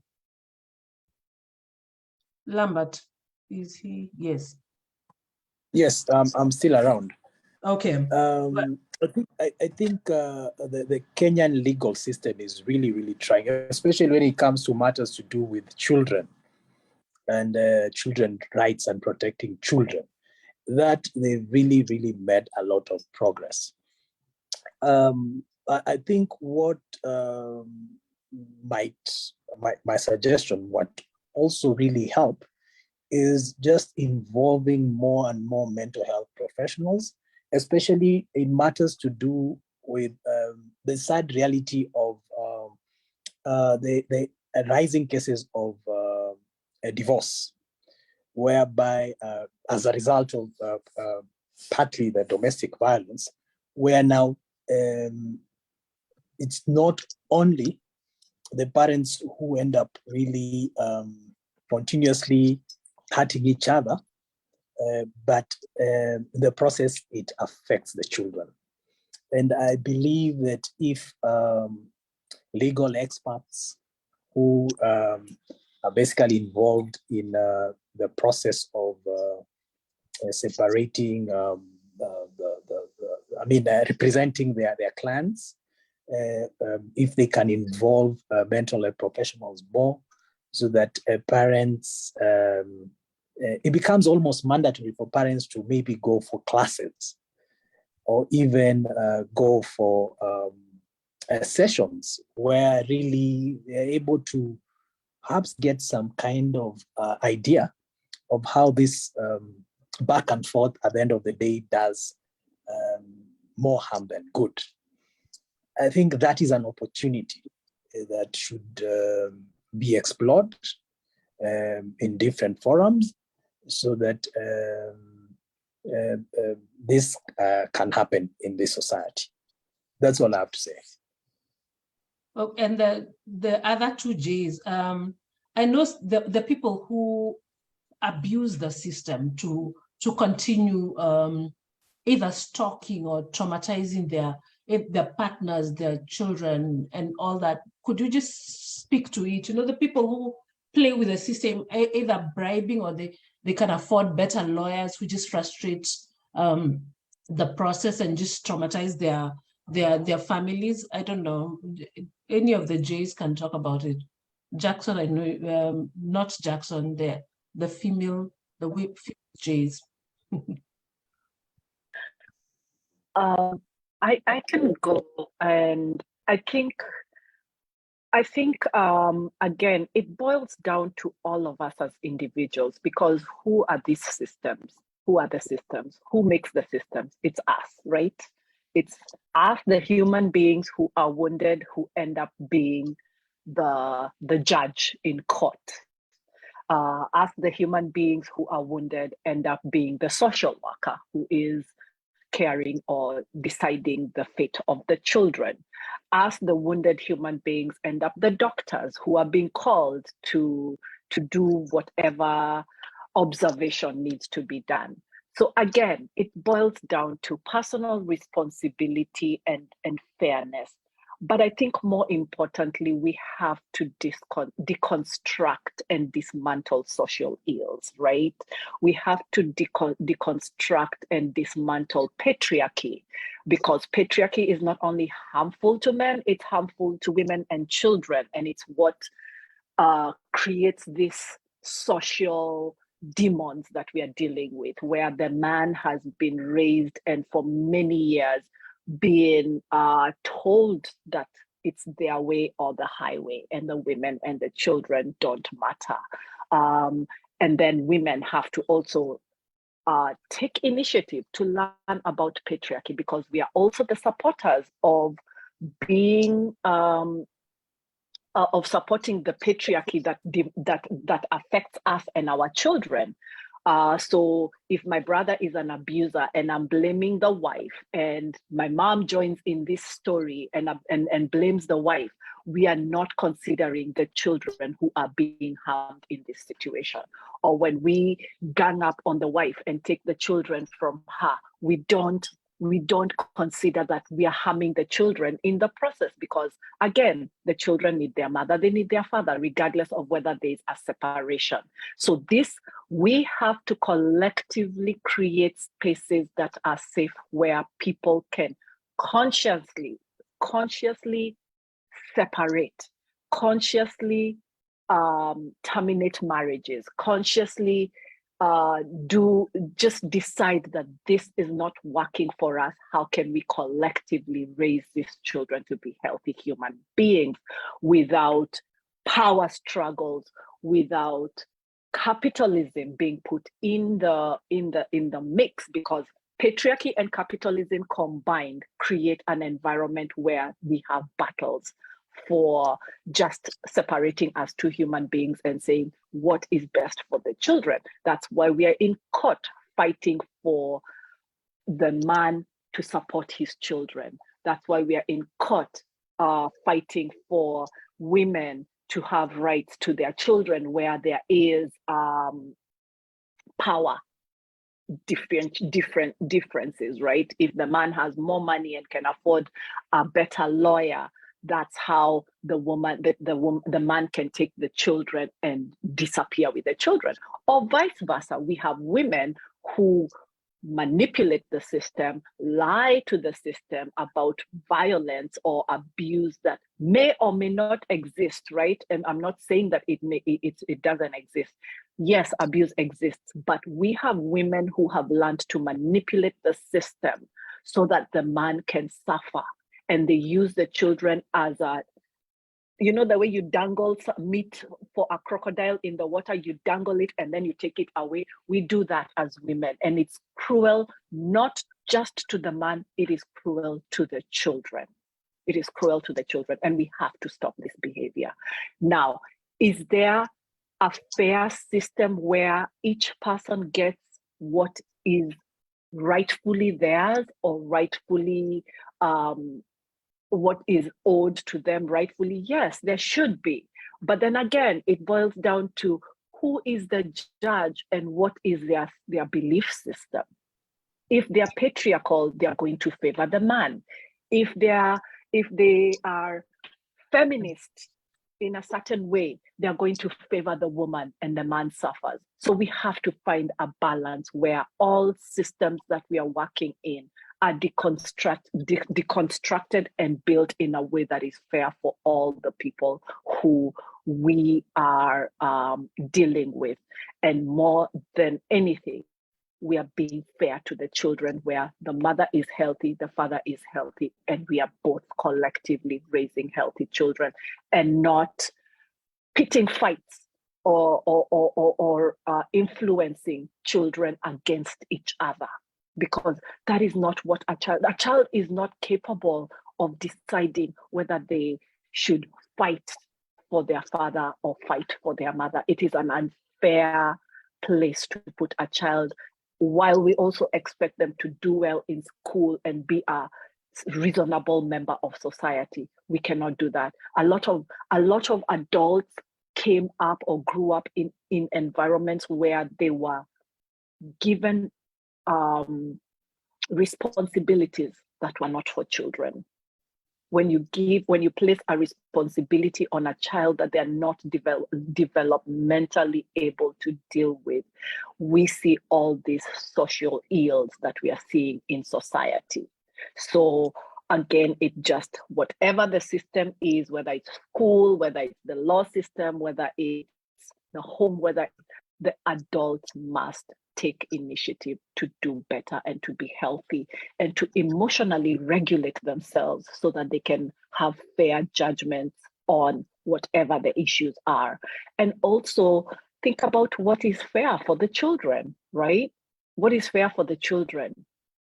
This plot that we are fighting for that's in Nanyuki, are we fighting viciously for it because of the children, or because we want to show that we are rich as an individual and we don't give a shit about the children? Is it about the kids really, or is it about us as individuals? The intention behind it has to be addressed, and also from a system level, what is the intention? Because if it's really truly for the children, why not put all this property in a trust for the children, then let them decide for themselves when they're older? But we don't do that. We don't do that. We want to fight each other tooth and nail as we harm the children and then expect them to be these amazing human beings when they're older. And that's not gonna work. Jacinta, you're up. To add. Go ahead, sorry. To add to what Joanne said, I think there is nobody who suffers more in this tags of war between grown adults. Nobody suffers more than the children involved. When parents are at it, when parents are separating or divorcing, there's always one party that is more aggrieved than the other, or both of them are very aggrieved and very bitter, and they have their fights that go on during the separation process, the divorce itself. Where we go terribly wrong is where we use children, as Joanne mentioned that, we are using children as bait, or we are using children as bargaining chips I'm going to keep the children away from you unless you do XXY. I am going to go lie in court and recruit other people to lie to keep the children away from you unless you give me what I want. That happens so much. And the people involved, because they are so knee deep into punishing each other, that they will completely disregard the well-being of the children involved. And make no mistake, those children are absorbing high levels of trauma in the process. Nobody is seeing them, nobody is hearing them. It is two adults who are going at it. It's not always two adults. Sometimes there's family members involved. It becomes like a whole family affair. And the children over here, nobody can see me, nobody is asking me questions. I love both my parents.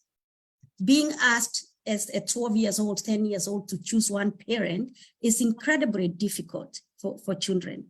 That's number one. Number two, there is this thing we see going on.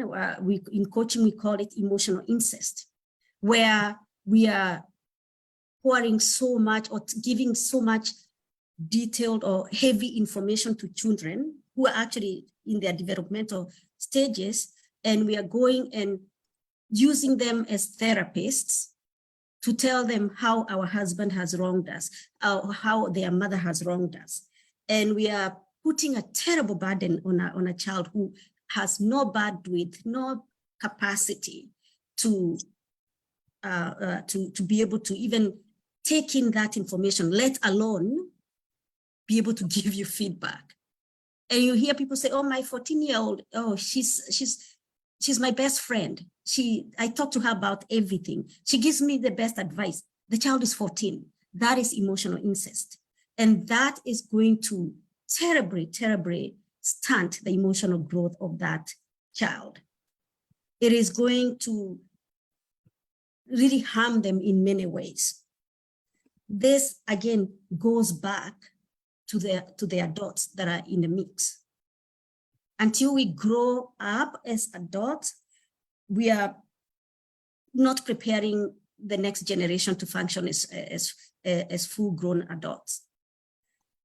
When we use children to be our therapists or to talk trash about the other parent, we are not doing them any favors. We are ill-equipping them to go function in their own relationships. So those are the two components I wanted to add to that, because the law can only do the law. A judge will only just say, this is how equitable distribution of assets is going to go. This is how the custody of the children is going to go. It's up to the two individuals and all the noisemakers in forms of our mothers, in forms of our brothers, in our sisters, all the noisemakers that get recruited to be part of this divorce situation.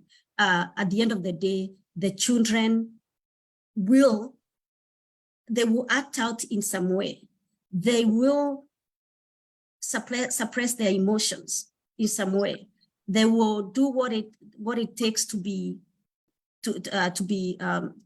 and children always think that what's going on with their parents is actually their fault. They internalize that as something they did. They're already going through that. And then we are adding this burden of them being the rest of the place where we project all that to tell them what's going on, what is wrong with the other parent, right? So we are putting a lot on them. Now, Brian, you asked a question about how do we punish? How do you punish? That word punish, actually, I don't know why we want to punish children, to correct their behavior.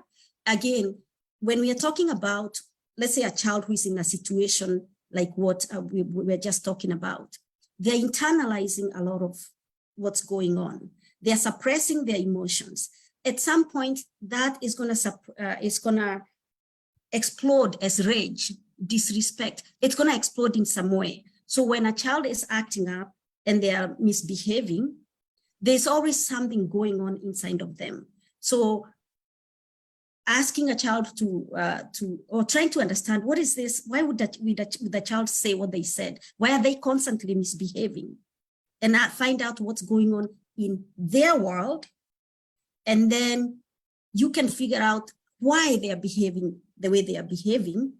And from that perspective, then you can tell them how their actions are affecting the other people. That, to me, I think is more effective.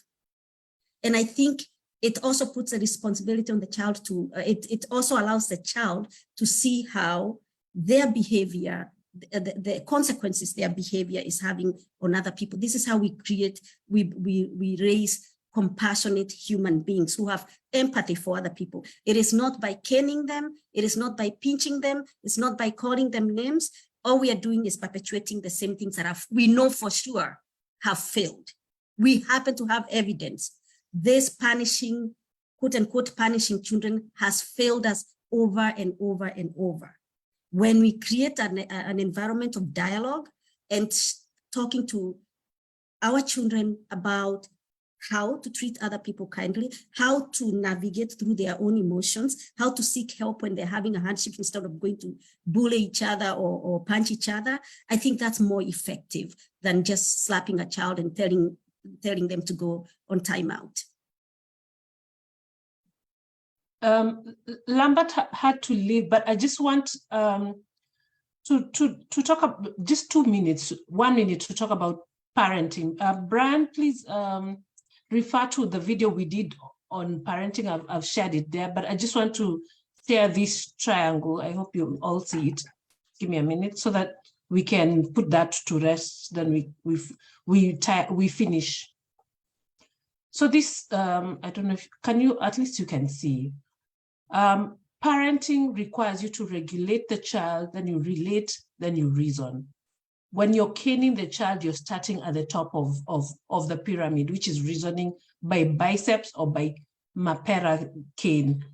When you regulate the child, you're able to relate with them, and then you can reason with them. You will never need caning. Caning has never worked. It's traumatic, and it's domestic violence against the child. And Absolutely. once you beat the child, this child will continue perpetuating and beating the child. The sparing the rod doesn't mean and spoiling the child. It just means talk to the child, regulate the child, and relate with them, and then you will be able to reason with them. Caning is absolutely and should be banned everywhere. Okay, Lambert has to go see a patient, so he's left. I want us to tie up the session, and we always end with hope. I don't know who will start. Whoever wants to go can go ahead. Let's end with hope. And for the people who've left this domestic violence situation, what hope do you give them, especially if they can't afford staff, that the abusive partner was the one who was able to afford? And if the abusive partner is still reaching out to the kids and trying to influence them, let's give hope. Let's give hope to our children, our teachers, our parents, our partners, our friends. And any of you can start. And your last word, if there's any institution I left, I know I left out many institutions, but those are the main ones we can do in under 2 hours, but just go ahead. Joanne, then Jacinta, then Kosai usually closes for us. So is there hope in terms of reducing domestic violence? I will say yes.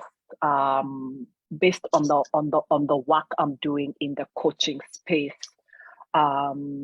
working with women who are reconnecting with their inner child and learning how to deal with their emotions, learning how to understand how they show up. And this is not to victim blame, right? It is to understand what role you play in the people and the things you attract in your life. So Jacinta spoke about codependency.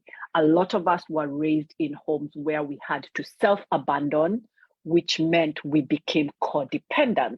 Or if you grew up in a home where there was mental illness or alcoholism or abandonment of any kind, as a child, you automatically self-abandon so that you can please the adults around you, so that you can gain their love or gain or for them to even see you. That is what a codependent is. Self-abandonment to the core. And this is not just women who do this, it's also men, but most people don't talk about it from a male's perspective, right? We talk about it from a woman's perspective because majority of the perpetrators are men. But that doesn't mean it doesn't occur on the side of the male child. So when you learn how to return to yourself and heal the parts of you that have been wounded, you show up more healthy, and you're able to also say, you know what, this works for me, this does not work for me. And you're able to step away from those toxic relationships. And the toxic relationships are not just the relationships with a spouse or a partner. They're also family relationships. They are platonic friendships between men and women, or women and women, men and men. It's you being able to tell any human being in your life, this works for me, this does not work for me. Setting healthy boundaries and being able to relate with others, and being able to also look at how people experience you. The one thing I would hope that many of us learn is to be able to look at your children when you're interacting with them, and reading their body language, reading their facial expressions, to understand and see, are they scared of me? When I walk in the house, what is the temperature of that home? Does it become ice cold because I've walked in? Am I interacting with people in a kind way? You know, because a lot of times unspoken reactions say more than spoken reactions. So pay attention to how people experience you as a human being. Go and be curious about things. Be curious about human beings. Be curious about environments, especially for those of us with children.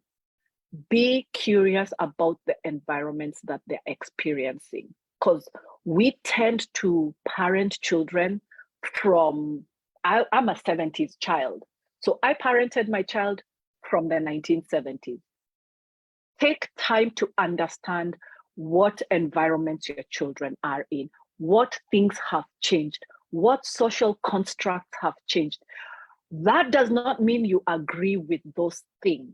It just means you give yourself an understanding so that you're able to support your child the way they need support, not based on your 1960s or 70s realities, based on today's realities.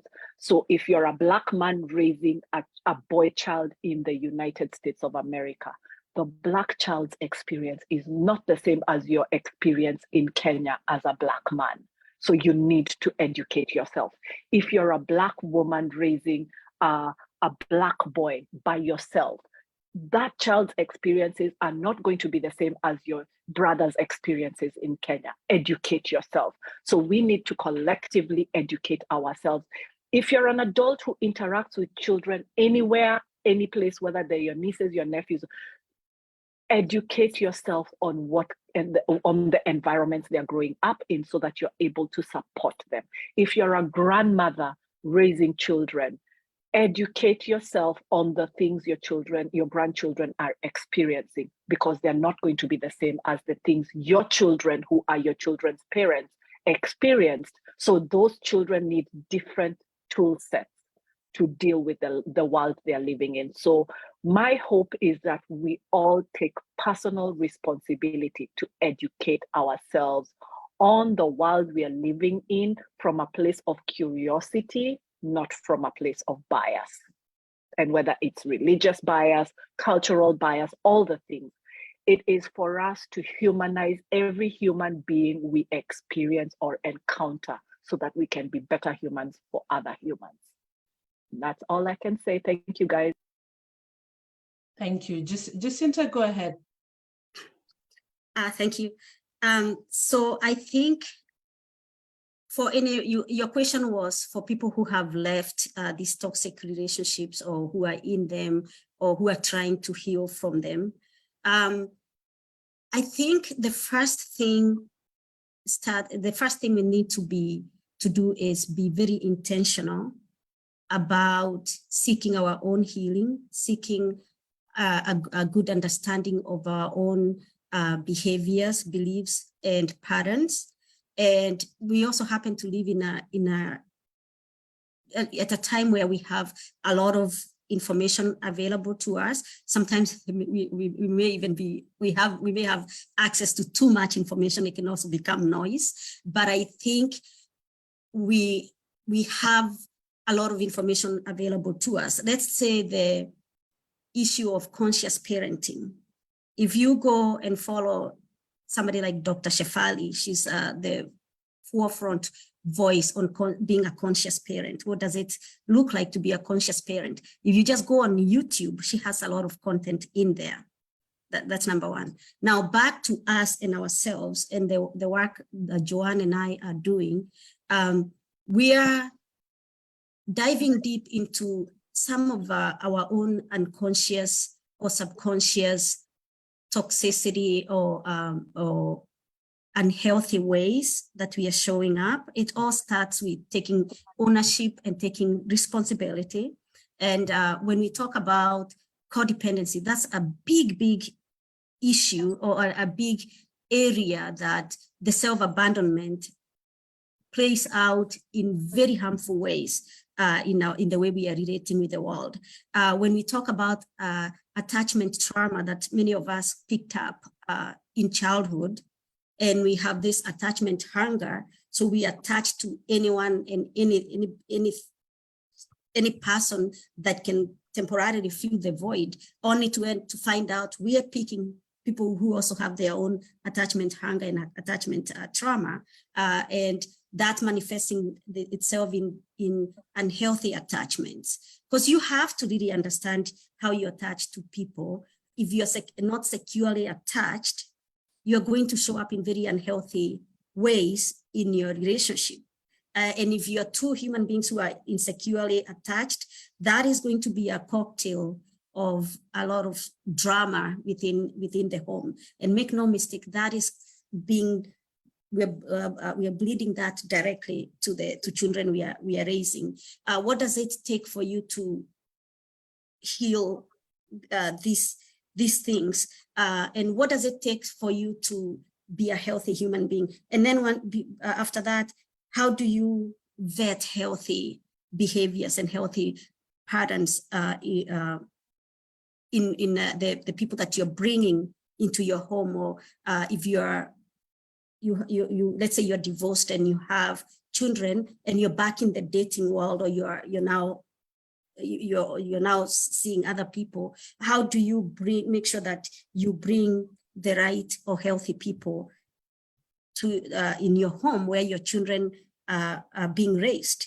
So all this takes a lot of awareness. It takes a lot of wisdom. It takes a lot of also understanding some of these subconscious drivers or some of the understanding yourself on a deep level and understanding other people on a deep level. I get on my Facebook, I get a lot of very heartbreaking messages from women.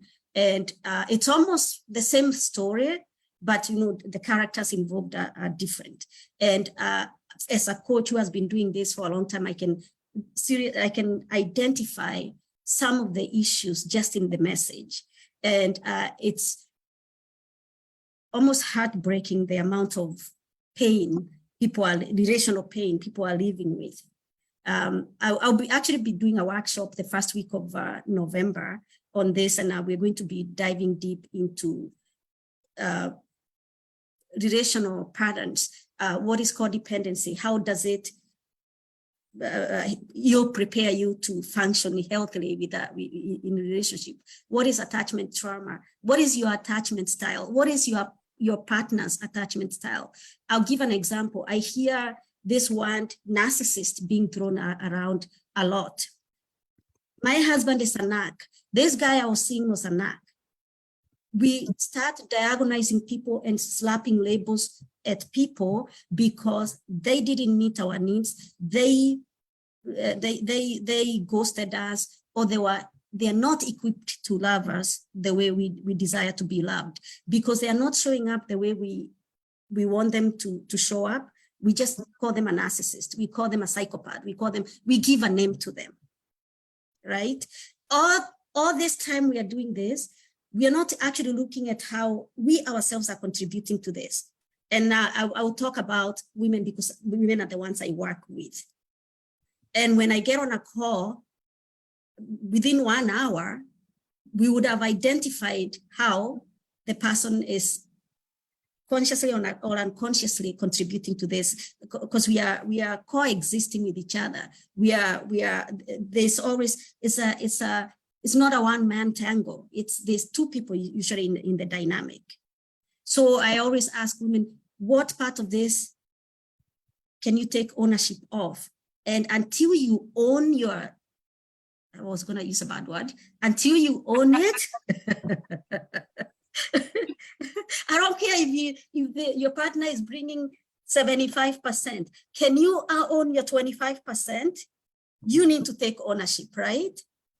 So just talking at people, calling people names that actually need a medical diagnosis, we're not doing ourselves any favors. It could be your partner is an avoidant person for many reasons, right? So if somebody is avoidant, they are very afraid of intimacy because they have abandonment wounds or rejection wounds. You can't go on social media and start calling them narcissists, right? So this is the work I do with women. And they're like, I had one woman say to me, oh my God, I used to tell everybody my husband is a narcissist, only to find out he has an avoidant attachment style. Now I can actually extend him compassion and give him space when he needs it, instead of calling my friends to tell them about my narcissistic husband. We have to do this work. This is what is going to help for us to heal ourselves, heal our children, heal our communities, heal our relationships. Let's be intentional. There's all kinds of resources available out there for us. We have to do the work. Thank you. Saya, close for us and yes, and do all the things you do and read my mind when no one else can read it. Go ahead. Yeah, we need a session on sister-induced trauma.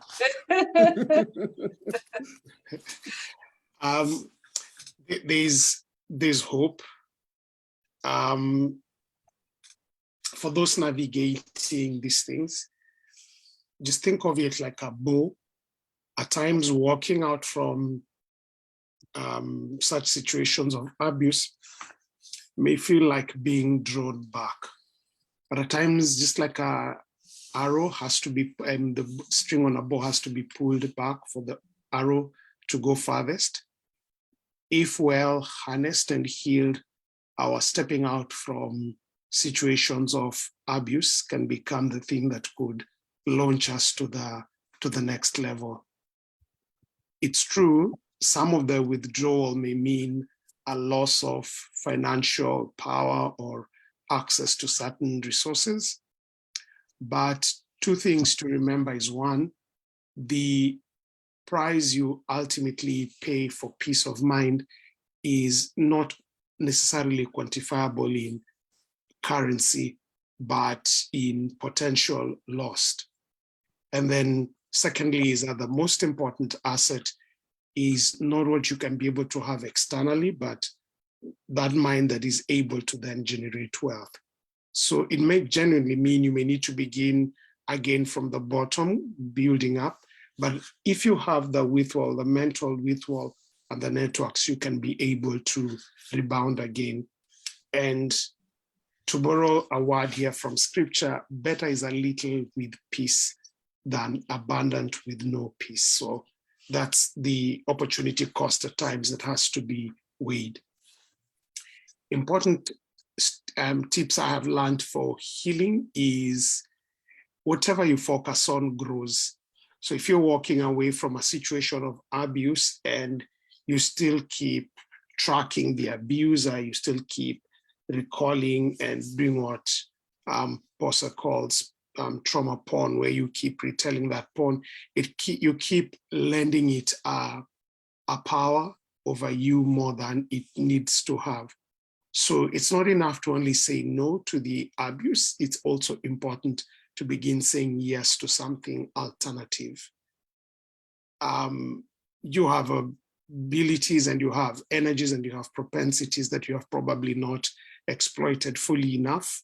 And in the journey of hope and healing, you may need to discover those particular things. So it's going to be well. So once again, thank you for everyone for making time to be here. And thank you for each and every panelist for sharing from your immense experience. I believe the topic has been well addressed, and should there be any further questions, please feel free to drop them on the lines for this video, wherever you will be watching now or in future, and it'll help us continue to engage. For the panelists and for the people who watch this material, we count on you to know future topics. So we ask that you feel free to share suggestions of topics or issues that you'd like to be addressed. We'll try to slot that in and be able to adequately and candidly address the same. So again, thanks. And I need to, of course, be reminded what the next topic will be, but I'm sure we're not meeting next Sunday, because I know my next Sunday is crazy. So yeah, looking forward to the next topic. Wherever it is you get this material, you will be able to do so. We've since begun uploading the material on YouTube. So the page you're looking for is Authentic Dialogues on YouTube. Please, you can make sure you like, subscribe, and share. And also follow us on our Facebook page, Authentic Dialogues with Sarah Jackson, for this material. What I would encourage the panelists is please share your details and stuff with Paul, and we'll be able to put it alongside the respective YouTube or Facebook material, so that individuals who then desire to reach in and get in touch with you will be able to do so. Once again, beginning to address something is halfway the journey. Doing something about it is important, because direction determines destination. Direction, not intention, will get us to where we need to go. Let us all end domestic violence so that we might unleash the potential that is being buried there. Thank you, and may God bless you all. Back to you, Paul. Thank you. I'm just wondering if there's anyone with a question that has not been addressed. This is going one, going twice. But thank you, Jacinta, and thank you, Joanne. Our next topic is actually on intergenerational relationships. Yes, it's gonna be in November. We need to we need to study. We need to look for panelists so that we can be as prepared as we usually are, and our awesome panelists. So it's gonna be in November. And the second topic is going to be on implicit bias. I'm still looking for a speaker. If you know someone who can do off the cuff and be in my mind, as Joanne and Jacinta have learned to be in my mind now, just send them my way. Thank you very much. I shall, and you can, I'm going to stop the live stream.